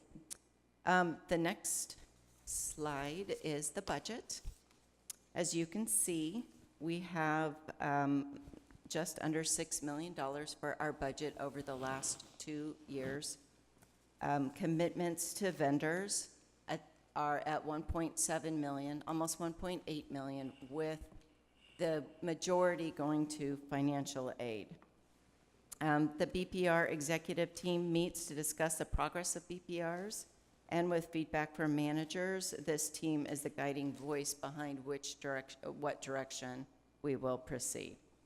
And you might ask why we don't just take this money and implement a new ERP system replacing PeopleSoft. There are only 3 major players in the market for higher ed software: Ellucian, PeopleSoft, and Workday. All 3 are moving towards cloud solutions, which we need to be looking at. However, only Workday has an actual product out now, and they just released it. PeopleSoft, I believe, was coming out 2018, 2019, and I'm not 100% sure what Ellucian's plans are, but I think we're in a good position to invest in our systems now, bring them up to date, wait to see where the direction of these companies are going, because it will be a significant investment. And when we go cloud, we go vanilla, no customizations. So, the next few slides should go much quicker. A couple of student success initiatives that we're working with Sonia in the student success. Can I stop you right there, though? I was going to ask if we wanted to ask questions as we go through, and it would be all right with you. I'll Sure. recognize members on this part. So, Trustee Otto, you had questions? I want to make sure I understand what the whole business process review Okay. thing is. I know we've done financial aid. Right. We've done, what other ones have we done, and are we intending to do by when? We started with the purchasing or the rec to check. We are in progress, and we're doing that in-house. We did not choose to go with a third-party vendor to come in and make all the customizations. At that time, with the other 2 projects, we decided to focus our efforts on those that more affect the students. So for that one, that's the source to pay health check. That was that project there. And tell me what that is, source to pay health care. Source to pay, that's requisition to accounts payable. It's the entire process. Okay. From It's the requisition. purchasing process. Yeah, purchasing process all the way to accounts payable and asset management. And a couple other subsystems in there too. Are we done with that? We're not done with it, we're still in progress. Okay. When do you think that will be done? I think it's going to be ongoing. Okay. I don't think it's not going to be like financial aid where we can say, we're done. Business processes are iterative. So consultants came, made their recommendations, and we chose to do those enhancements internally. So is this slide where you're talking about total expenditures, is the list, the areas that you're trying to get through? Is this a comprehensive list? This is what we have committed to so far. Okay. This slide is some of the areas that we want to get to. Okay. And So I would say, I would like to say that we could do all of these 14 projects Gotcha. with the remaining 4 million as best we can. And so academic scheduling, and where does that fall in this? And We did do an academic records health check, which include academic services. We did do an academic and enrollment management health check for $118,800. As a result, we reviewed academic setup, how to build classes in PeopleSoft, courses in PeopleSoft. As that data, if we could optimize it, gets passed down through the system into transcripts down the road. So we wanted to review that data. We made some customizations to top codes, and we're going to be implementing some, they're called anti-requisites, but it's the course families. We went through a lot of this detailed information. And at that time, we also implemented the class repeats. So that group is the 217,000. So term setup, we spent a lot of time on term setup, how to set up a term. In a meeting I was at this afternoon, May and her team mentioned it's almost 3,000 fields to set up one term. We wanted to automate that using a product within PeopleSoft called Dynamic Dating, but when we proofed it out and tested it, it didn't work. So now we are re-engineering another methodology to do that. We have all the calculations, so we're gonna just input the information and let it upload the data and not use the PeopleSoft. And when is it expected that you'll have gone through the money that you think it's going to cost, the more or less $5.5, $6 million? The entire 6 million? Yes. So 2 years for the 1.7, and I would say 3 to 4 years for the balance. Okay. I am going very slow, very methodical, very, I don't want to be a little overzealous like I was at the beginning, and then we can't handle it, and I want to make sure that we are fully prepared for the work that's involved with BPRs, because they are very intensive on IT and the staff. And I know it's driven by the students and student success, you know, our general overall goals. But when it's done, how would you say, what would we look like that's different than the way we looked like before we started it? I think you will, one of the benefits you will see or the students will feel is a reduction in barriers. And a more, I know this is maybe a little Pollyanna, but a more shared learning environment. These are very complicated processes, and right now, and we've grown in the past year or two as a result of this project. Greg can agree to this, but we all knew little pieces of the puzzle, but nobody understood the entire puzzle. So if one piece didn't work, or if one student was bumping up a certain piece, they really had nowhere to go, no advice, because we as a college did not know. So I hope the systems support that, and I also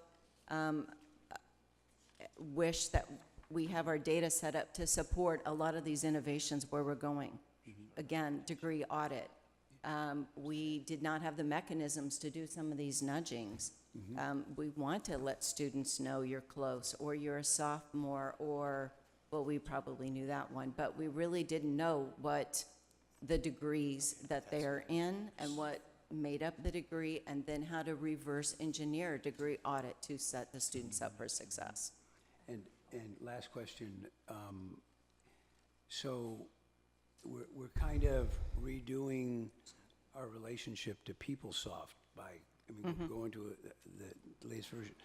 If they then go to the cloud, all of this applies, or we just don't know until they do, or?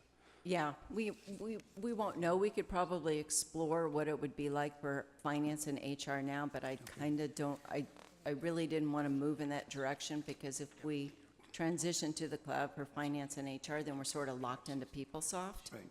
So we don't know. Okay. I have not explored it. Okay, thanks. And again, the student systems don't exist yet in the cloud. Mr. Chair, I have one quick question. Trustee Malauulu? A few months ago, we talked about an application that would help students reduce the amount of time they spend standing in line. And I'm not sure if that's something in your area of expertise with these apps that you're showing us, but I know other community colleges have a similar app already in place. I see Vice President Peterson nodding his head. from what I understand, is students can log on using the app to whatever service they're trying to receive, and they get a place in line, and then they get a text saying you're up next. So have we implemented that, or is it on the horizon? So we have been exploring. There are a couple different companies that have a queuing system, really, so a student can access it online, and then they can, if they're running late, bump themselves on that line back and forth. That's something that we are exploring. The first piece, though, as we looked at the business process review, was to remove the reasons that students would have to wait in line in the first place. And then we'll look at when they're in line, how do we reduce that stress? Right. Great, thank So, you. You asked a question, what will our systems look like? Another hope is to have no lines for students. We really, in this day and age, should not have lines. Due to two of these projects, the student repeats and the CCC apply, we almost have no lines in admissions and records right now. If so, my understanding is they are about transfer work. What navigating, I've taken this class at another institution, what will it equate to here at the college? And some of the degree audit, and there's another project, I believe up here, I hope is up here, yeah, number 3, which will, again, push that information into the system quicker and earlier for the students so they know. Then their degree audit is complete because they know what their transfer work is. They have their education plan, their degree audit. Did that answer your question? Okay. Any more? No. Should I keep going? Go ahead, please. Okay, I will go over the other projects more quickly. Working with Sonia in the Student Success and Support Department, we've implemented a new online orientation tool called Comevo. Again, there's a little bit of benefit to the staff as far as they don't have to manually update PeopleSoft when a student completes their orientation.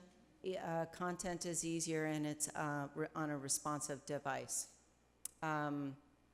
responsive platform. We are implementing and should be live within the next month, but for sure this fall, Cranium Cafe, which will allow students, counselors to provide counseling online for students that are not able or don't want to come into the office. Again, responsive design. And this is in alignment with the Chancellor's Office Online Education Initiative. And if I can just add on Comevo, we now have our orientation online in Spanish and English for the first time. Yay, Sonia. And the third one is Starfish Early Alert by Hobson. It's another Chancellor's Office online education initiative. And this mines our data, our student data, and can detect, excuse me, students that are at risk, and again, intervene and guide them to the supports that they need. There's also another initiative coming down the road, which is our Common Assessment Program from the Chancellor's Office, and we're anticipating that to begin around late 2018-19. We have been selected, but not due to technical reasons. They have postponed this project for us. So just a quick moment on guided pathways.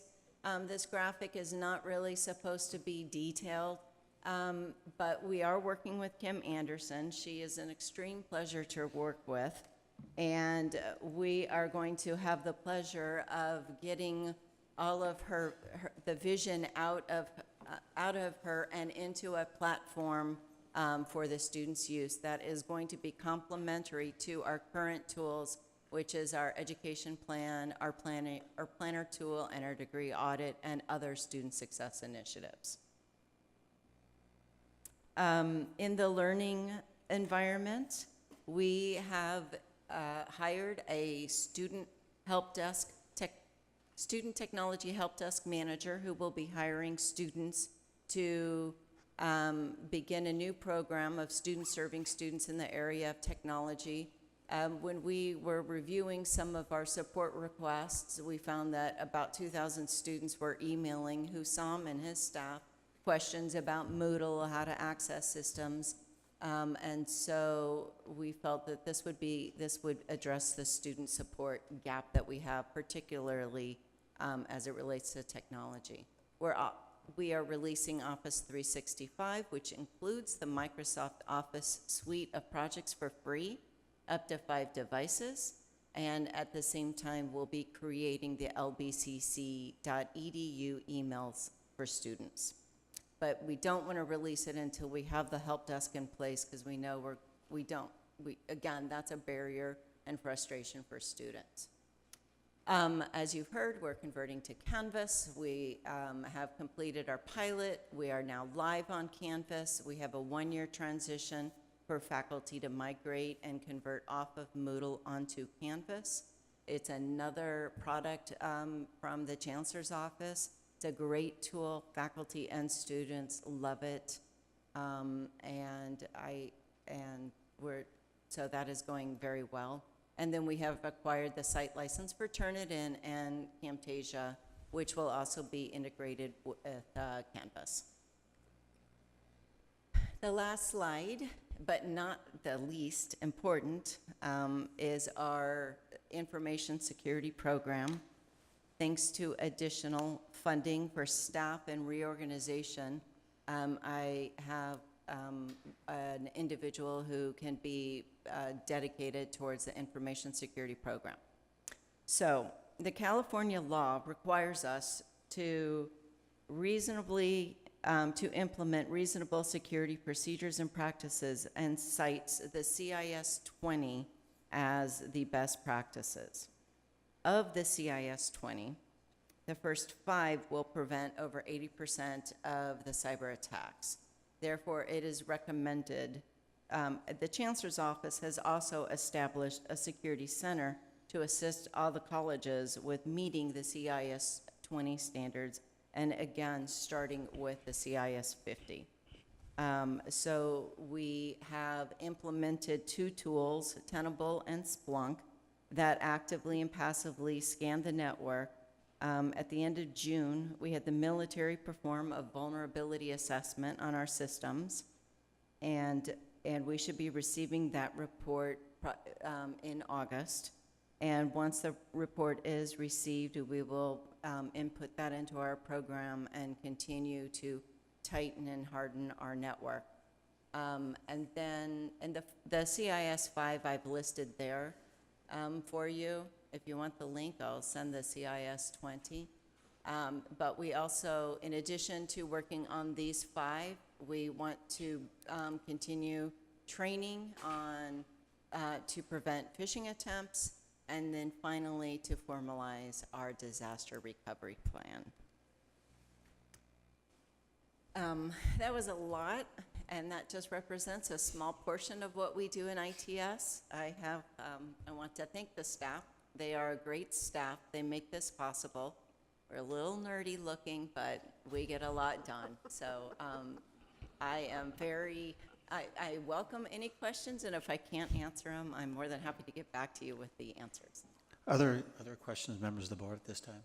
I thought you Trustee Otto? I thought you had said earlier they were really nerdy looking. Oh, we're very nerdy. We are really dorky people. Right? I was going to ask you to have them stand up, but I don't think you want to say would all the nerdy people stand up. I think that's, Yeah. Well, they would be my 3. If you look at Jamie here, the little robot head. President Kellogg. Other questions, members of the board? Student trustee? I'd just like to add Trustee on. Baxter, did you also have? Yeah. Followed by Trustee Baxter. And just say that I think this is a great way moving forward, specifically of how like a student coming in right from after high school and simply wants to know, okay, I want to go from point A to point B, and how do I get there? A lot of times lines could be really just like push the students away from like, hey, I don't want to wait, might as well just come tomorrow. And I think moving forward with this idea of implementing new technology, I think that'll be great, especially with that that plan of having like the phone thing where you could just check in and say, hey, do I want to push my appointment later, right now?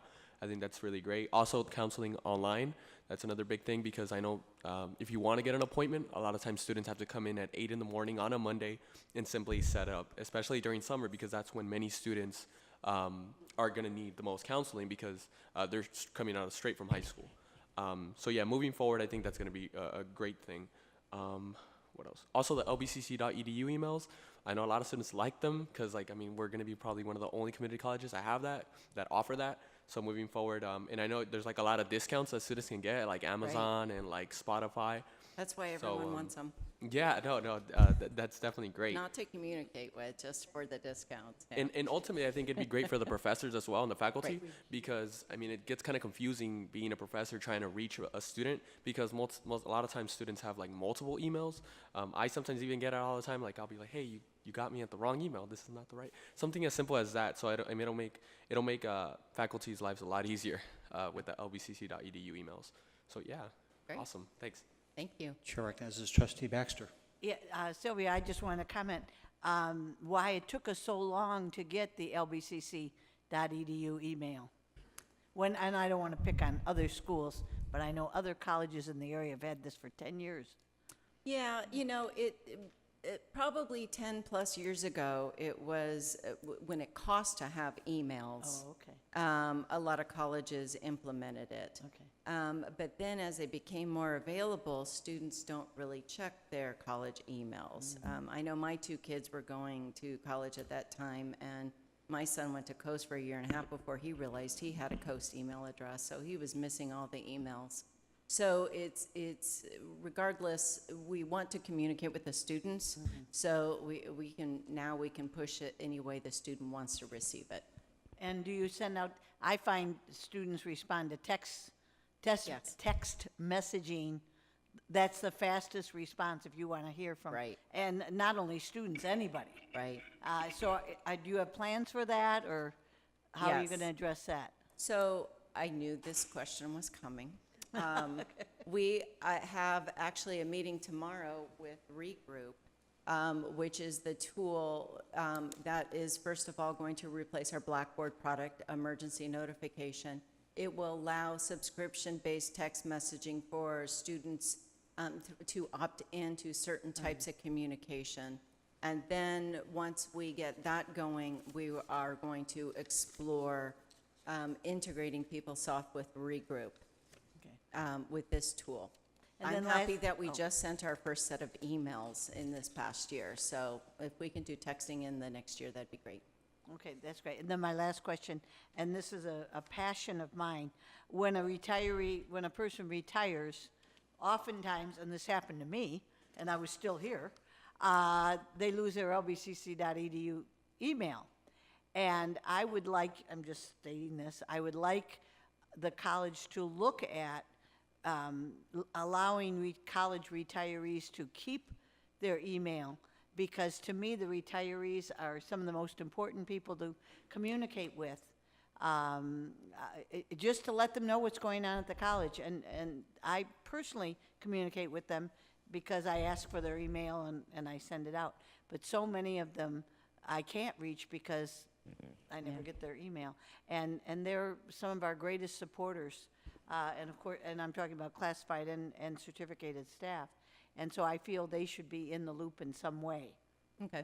We That's- can research That's that. my soapbox. Yeah, okay. Other questions, members of the board at this time? This is a presentation. Yeah, thank you. Thank you very much as we move forward. I'm sure social media will be always a step ahead of us. Oh, yeah. Thank you. We are now on to the consent calendar item. Could I first have a motion to approve the consent calendar? I have pulled a request of my colleagues, item 5.8 by Trustee Malulu for discussion. So could I entertain a motion? So If moved. there are no other items, there's a motion by Second. Trustee Zia, second by Excuse me, Trustee Board Baxter. President, I have to pull the items first, or the vote won't. It will go. be item 5.8 to be pulled?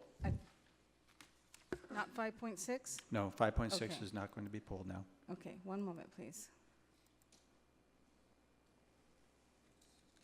Where's my, there we go. I'm sorry, it just takes a little clicks. Okay, 5.8, and what was the other one? It is only 5.8 is going to be Okay. pulled for further discussion. Good to go? Okay, and And there is a Okay. motion to approve the consent calendar with the exception of 5.8 for future discussion. It was made by trustee Zia and seconded by trustee Baxter. Madam Secretary, if you could Okay. please call the roll. Virginia Baxter, Aye. Jeff Kellogg, Aye. Vivian Malauulu, Aye. Doug Otto, Aye. and Sunny Zia. Aye. Item 5.8 for future discussion. It is the item on the purchase orders ratifications. Chair recognizes trustee Malauulu. Thank you. I actually had a few questions on this, but I was able to get the majority of them answered, thanks to Vice President Gable. And I have two that I just want to bring up for clarification for the public. The first question is, on the purchase order report that we get each month, and again, I'm just doing this in an effort to streamline and clarify our report so they can be a little easier to decipher. The date that's reported on the left, Vice President Gable clarified for me that that is the date that the purchase order was originally issued. It's a charge order, if I understand correctly. Again, we don't ever see the final date purchase order for the actual amount. That's the requested amount. And I'd also like somehow to know what the date of service is. So on some of these requests, it might be, you know, a purchase order for $5,000 for a catering event and the date that it was submitted, but then when was the event or where was it? How can we make this report a little more reader-friendly so that we can have that information provided? And then the second question is just a piggyback to last month's question about the funding codes. We talked about that, and I'll give you an opportunity to respond to that. Vice President Gable? Right, so I'll answer the second question first. On the list of the fund codes, since this is a programmed report, we weren't able to easily get the name of the fund on the report. So what we did is, if you look at the agenda item under public comment, we went ahead and listed all the funds with the fund numbers and gave the description of what the fund was. So we were doing it that way. Also, the first line under the public content is meant to explain the dates on the purchase order. So where we say that any purchase order resulting from a change order during the stated time period will be listed with the date of the original issuance. So in looking at the purchase order report, you see that the first 4 purchase orders range in dates from July 11th, 2016 to April 20th, 2017. What that means is those were open purchase orders, and the departments requested to increase those open purchase orders. And so the increase is the amount that is shown here, and then it's just the original date of the original purchase order on there. As far as your question on the date that the service is provided, that isn't anything that's captured within a purchase order. So I don't think that we would be able to add that to this report because it's not something that's kept in the system. You know, it would have to be an individual question of the department that held the event or attended the event on what that date was. Sure. And I think we've talked about this before, so that begs the next question. How do we know how much was actually spent? And how do we know how much of that purchase order amount wasn't spent and gets put back into whatever fund it came from? Because we talked about this before where we don't see if my memory serves me correct, we don't see the actual money that's coming into the college. We don't have a separate report that shows where money comes in or deposits. So I want to know how much was actually spent and what the actual date of those services is. And if is there a separate report for that? The report that shows our actual revenues and our actual expenditures are the quarterly reports that we submit to the board. So those come to the board 4 times a year, each quarter, as well as in the adopted budget, we present the final actual numbers. And so that shows all the revenue that has been received, as well as all the expenditures that have been paid out. There is not a report that shows by purchase order what the final payment was. That would have to be a customized report that would probably take quite some time and a consultant to come in and write that report for us if that's something that the board is requesting. Okay, I'll follow up with you more specifically on some of these, and maybe we can work together and try to make the what the public actually sees a little clearer. I've actually been asked about a couple of these items, and I'm just doing my job in voicing some of these questions to you during the board meeting, but I could follow up with you and maybe get some more specific questions. Yeah, anytime there's a specific question on a specific purchase order, it's information that we can look up and get you the information. It's just not available in a report format that we can basically push a button and print out to get. Okay, thank you, I appreciate that. Trustee Malauulu, could I entertain a motion to approve item 5.8? So moved. Motion by Trustee Malauulu. Second. Second by Trustee Zia. Other comments on this item at this time? Hearing none. Madam Secretary, please call the roll on item 5.8. Virginia Baxter. Aye. Jeff Kellogg. Aye. Vivian Malauulu. Aye. Doug Otto. Aye. Sunny Zia. Aye. And Student Trustee Chavez. Aye. Advisory vote. Thank you. Next item is item 6.1 under Human Resources. This is a revised salary schedule for classified exempt from the merit system. If I can entertain a motion, then I'm going to ask Vice President Delgado to give a very quick, just to explain it a little bit better than what we're seeing here on the recommended action and so on. So could I entertain a motion to approve this item? Motion by Vice President Zia, second by Trustee Baxter. There's a motion and a second on the floor. Vice President Delgado, briefly, what is this when you look at the background material? Very quickly, at our last board meeting, Trustee Malauulu requested that we designate a level to each of the presenter classifications that are listed here on the exempt salary schedule. And so what we have done is assigned Roman numerals. You'll see presenter 1 through presenter 7. Those were not there previously. But I think that was a good recommendation, makes good sense, and so now you'll see that they are, that they each are designated separately from each other. All right, very good. Very much, I appreciate that. Comments, questions, members of the board at this time? Hearing none. Madam Secretary, there's a motion and a second on item 6.1. Please call the roll. Virginia Baxter. Aye. Jeff Kellogg. Aye. Vivian Malauulu. Aye. Doug Otto. Aye. Sunny Zia. Aye. Item 6.1 carries. We're now into the 6.2 employment contract. If everyone would bear with me, I'm going to be required to read this by state law, then I'll ask for a motion in a second. The recommendation is the Board of Trustees approve the employment contract for Maria Ek-Ul, Interim Director, Disabled Students Programs and Services as submitted. The employment contract provides for a term of employment from August 1st, 2017 through June 30th, 2018. The contract provides for a monthly compensation of $8,981, health and welfare benefits, and life insurance. Could I entertain a motion to approve this employment contract, So please? moved. Motion by Vice President Zia. Second.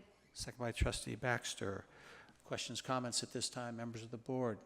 Hearing none, Madam Secretary, please call the roll on item 6.2. Virginia Baxter. Aye. Jeff Kellogg. Aye. Vivian Malauulu. Aye. Doug Otto. Aye. And Sunny Zia. Aye. 6.2 carries. Item 6.3, employment contract. The Board of Trustees approve the employment contract for William Vega. I hope it's a different William Vega. It's his son. Okay. Okay. Director, Strong Workforce Programs is submitted, and that's nothing against Bill Vega, but the employment contract provides for a term of employment from July 3rd, 2017 through June 30th, 2019. The contract provides for a monthly compensation of $8,302, health and welfare benefits, and life insurance. Could I please entertain a motion to approve this employment contract? So moved. Motion by Trustee Zia. Second. Trustee Baxter, second. Comments, questions, members of the board?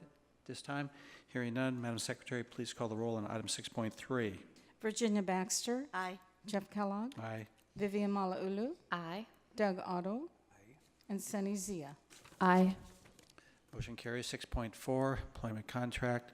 Board of Trustees approve the employment contract for David Gonzalez, Interim Director, Career Technical Education as submitted. The employment contract provides for a term of employment from July 19, 2017 through November 30th, 2017. The contract provides for monthly compensation of $12,000, health and welfare benefits, and life insurance. Could I entertain a motion to approve this one? I'm sorry. Vice President Zia made the motion. Just for clarification, Trustee Kellogg, it's actually interim dean of Interim dean. career technical education, not interim director. Okay, so I didn't misread it. All right, Did not. thank you. There's a motion. Is there a second, please? Second. Second by Trustee Baxter on this item.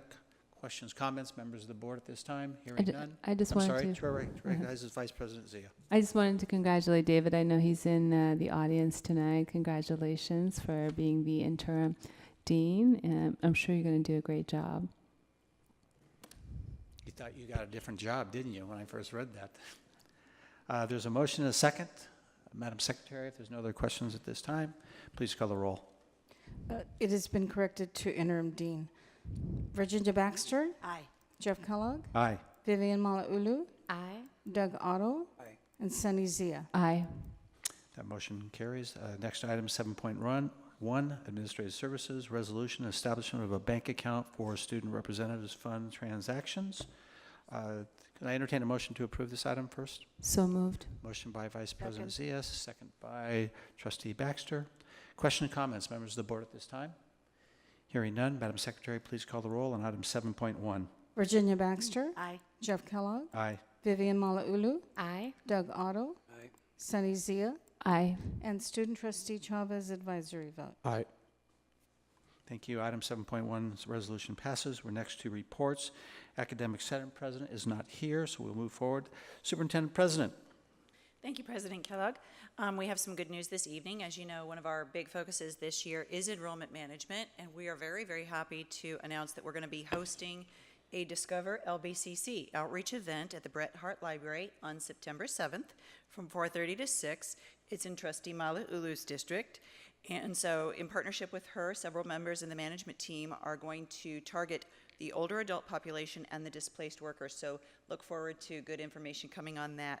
I have another very exciting update. We were successful in obtaining, in terms of our enrollment management plan, we were one of the recipients of what is called a PRT, a Partnership Resource Team, through the Chancellor's Office Institutional Effectiveness Partnership Initiative, which is called IEPI. This team is going to come and help us assess and re-engineer our enrollment management practices. We expect all those team visits. I was on the phone with them today, setting up the calendar for the fall. Following those visits, we are eligible to receive up to a $200,000 grant based on the submission of our innovation and effectiveness plan. So I know we're going to do a great job there. Also, want to highlight some very important shared governance functions that are coming up shortly. Our classified union, we see Corinne in the audience, and our classified senate, and I are hosting a classified luncheon at PCC on August 1st, and we're going to handle items of shared governance, and they're going to provide some very vital input on how we can execute our strategic plan in enrollment management, and they are already brimming with wonderful ideas. We're also hosting 3 town hall receptions, including at PCC, to be able to get community input. It's a listening tour to get as much input as we can on how we move the strategic plan forward this year. And I'm also looking forward to our first retreat with the board this Friday. Many of you have inquired as to what the agenda will be. We did release the agenda today, and I will be meeting with President Kellogg tomorrow afternoon, and so we'll have some materials for you to look at tomorrow night. So we hope that you get excited about that. We know it's going to be a productive meeting. Thank you, President. Okay, so today, things that I have to report, basically this upcoming Thursday this week, we're gonna have our one-day student communication event in which we'll basically discuss and plan the resources that are available to students. So simply when it comes to like being able to communicate, or whether that's through financial aid or admissions, how to get the student from point A to point B and ultimately transfer, or simply get a certificate or certification.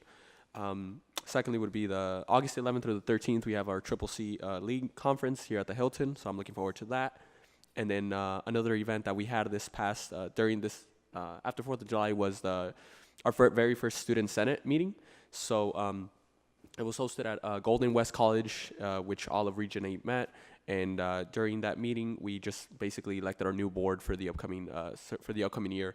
So luckily, we have someone on board, as Javier, the ASB president, mentioned.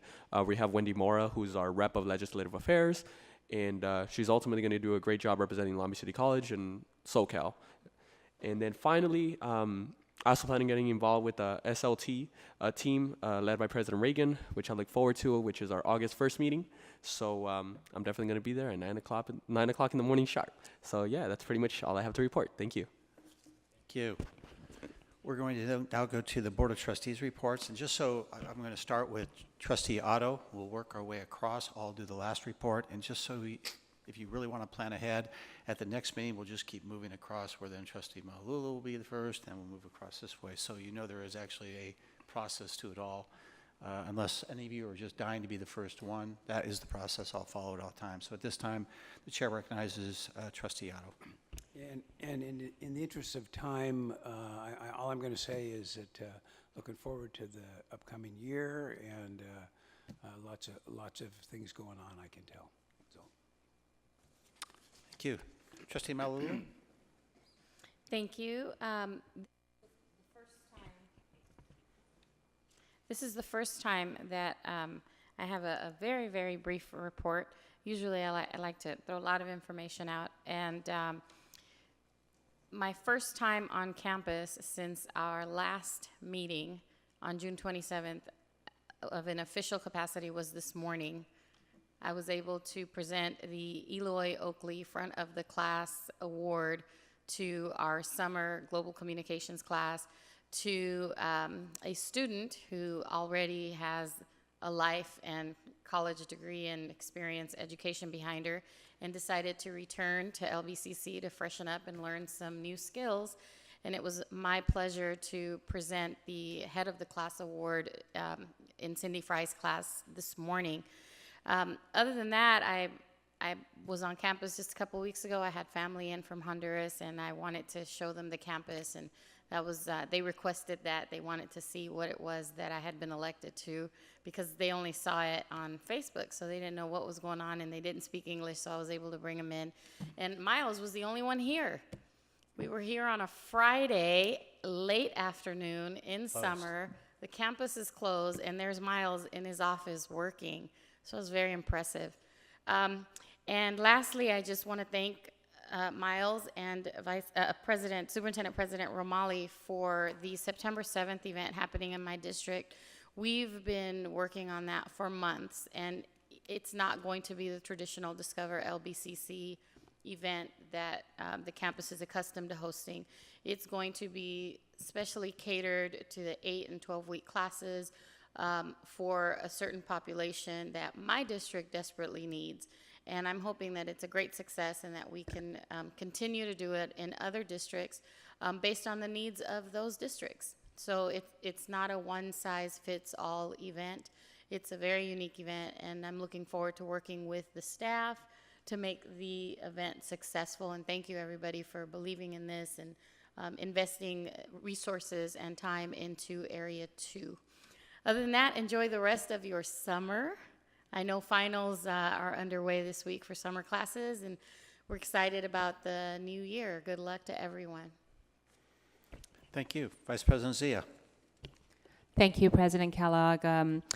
Just very briefly, on Friday of last week, July 21st, I had the pleasure of giving a presentation at the California Construction Expo on my day job, the capital improvement programs that we have, and it sparked the idea that we have great programs here at the college district that we may want to broadcast. And I know we had a vendor or contractor outreach, it sounded like, on our website that was put out there, but it would be great if we can participate in such expositions so that we can get more contractor participation, both from construction, professional services, and they can find out about the great work that we have. at the district. Other than that, excited for this year, and thank you so much for your support. Thank you. Trustee Baxter? Yes, thank you. Just a couple of things. First of all, congratulations to Child Development Professor Carolyn Jura, who received an honor as one of the outstanding child development professors in the state of California, and I think that's fantastic. Secondly, congratulations to two of our student areas. First of all, in the area of film, film professor Eli Dodrill applied for a grant and needed funding for making a full feature film, and he sent out the word to various people in the community and was able to raise $10,000, so his film was approved, and we wish him good luck with he and his students' endeavor, and I think this is a great use of our money to help support this. Also to Stephanie Powell in the dance program, her students were selected to perform in New York City to a place called Jacob's Pillow, and she also had a very successful fundraising event to help her students get there, and I think that's fantastic. And then the last thing is, next Monday night is the summer band concert, Monday, July 31st at 6 o'clock. It has been on the front lawn of the college, but it is in front of the auditorium. So I want to tell people that so they don't go the wrong place, because until I read this, I didn't realize it. So it'll be out in front of the auditorium. Bring a chair, bring a blanket, bring food and your friends. Concert starts at 6 o'clock.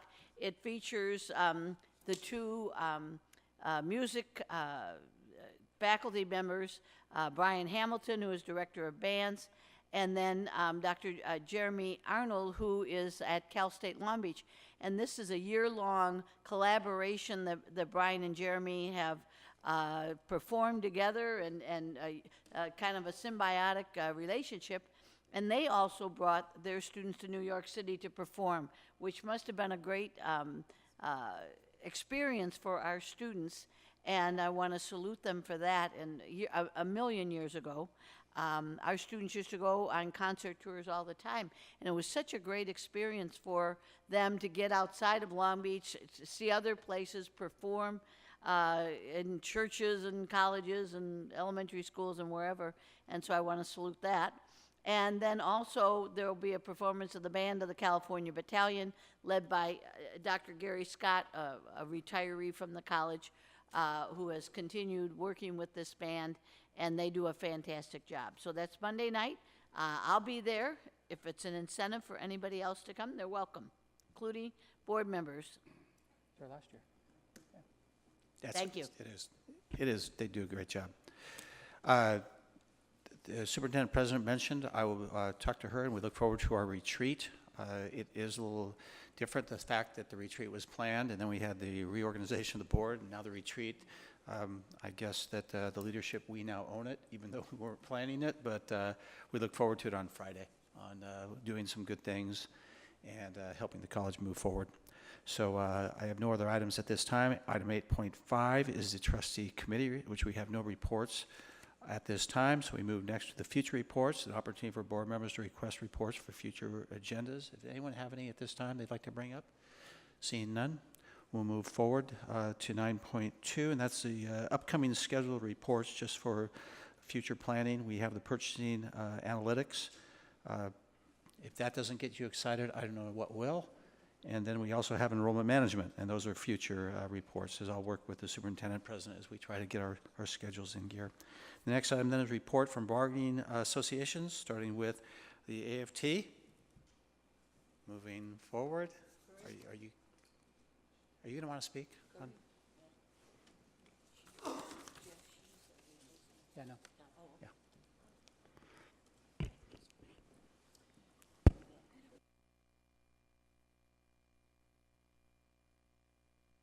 Hello, I'm Corinne Magdaleno. My official title is LAC Vice President of the Classified Union, LBCCE Local 6108. I'm currently representing Thomas Hamilton in his absence. We are returning, the negotiating team is returning to the bargaining table this coming Thursday.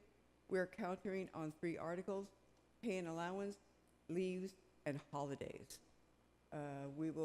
Currently we'll be represented by Therese Wheeler, will be our lead negotiator in Thomas's absence, along with our AFT rep, Frank Oppositano. Thank you.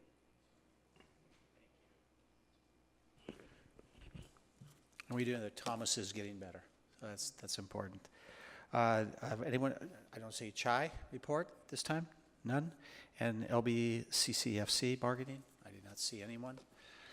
So at this time, public comments, Madam Secretary, I have no cards on anyone wishing to speak on non-agenda items, correct? So there's no one here for public comments. There is no need for a second closed session. So without objection, we'll adjourn our meeting to the August 22nd, 2017 meeting here at the Liberal Arts Campus. Thank you all very much. Without objection, the meeting is adjourned. Thank you. Good night.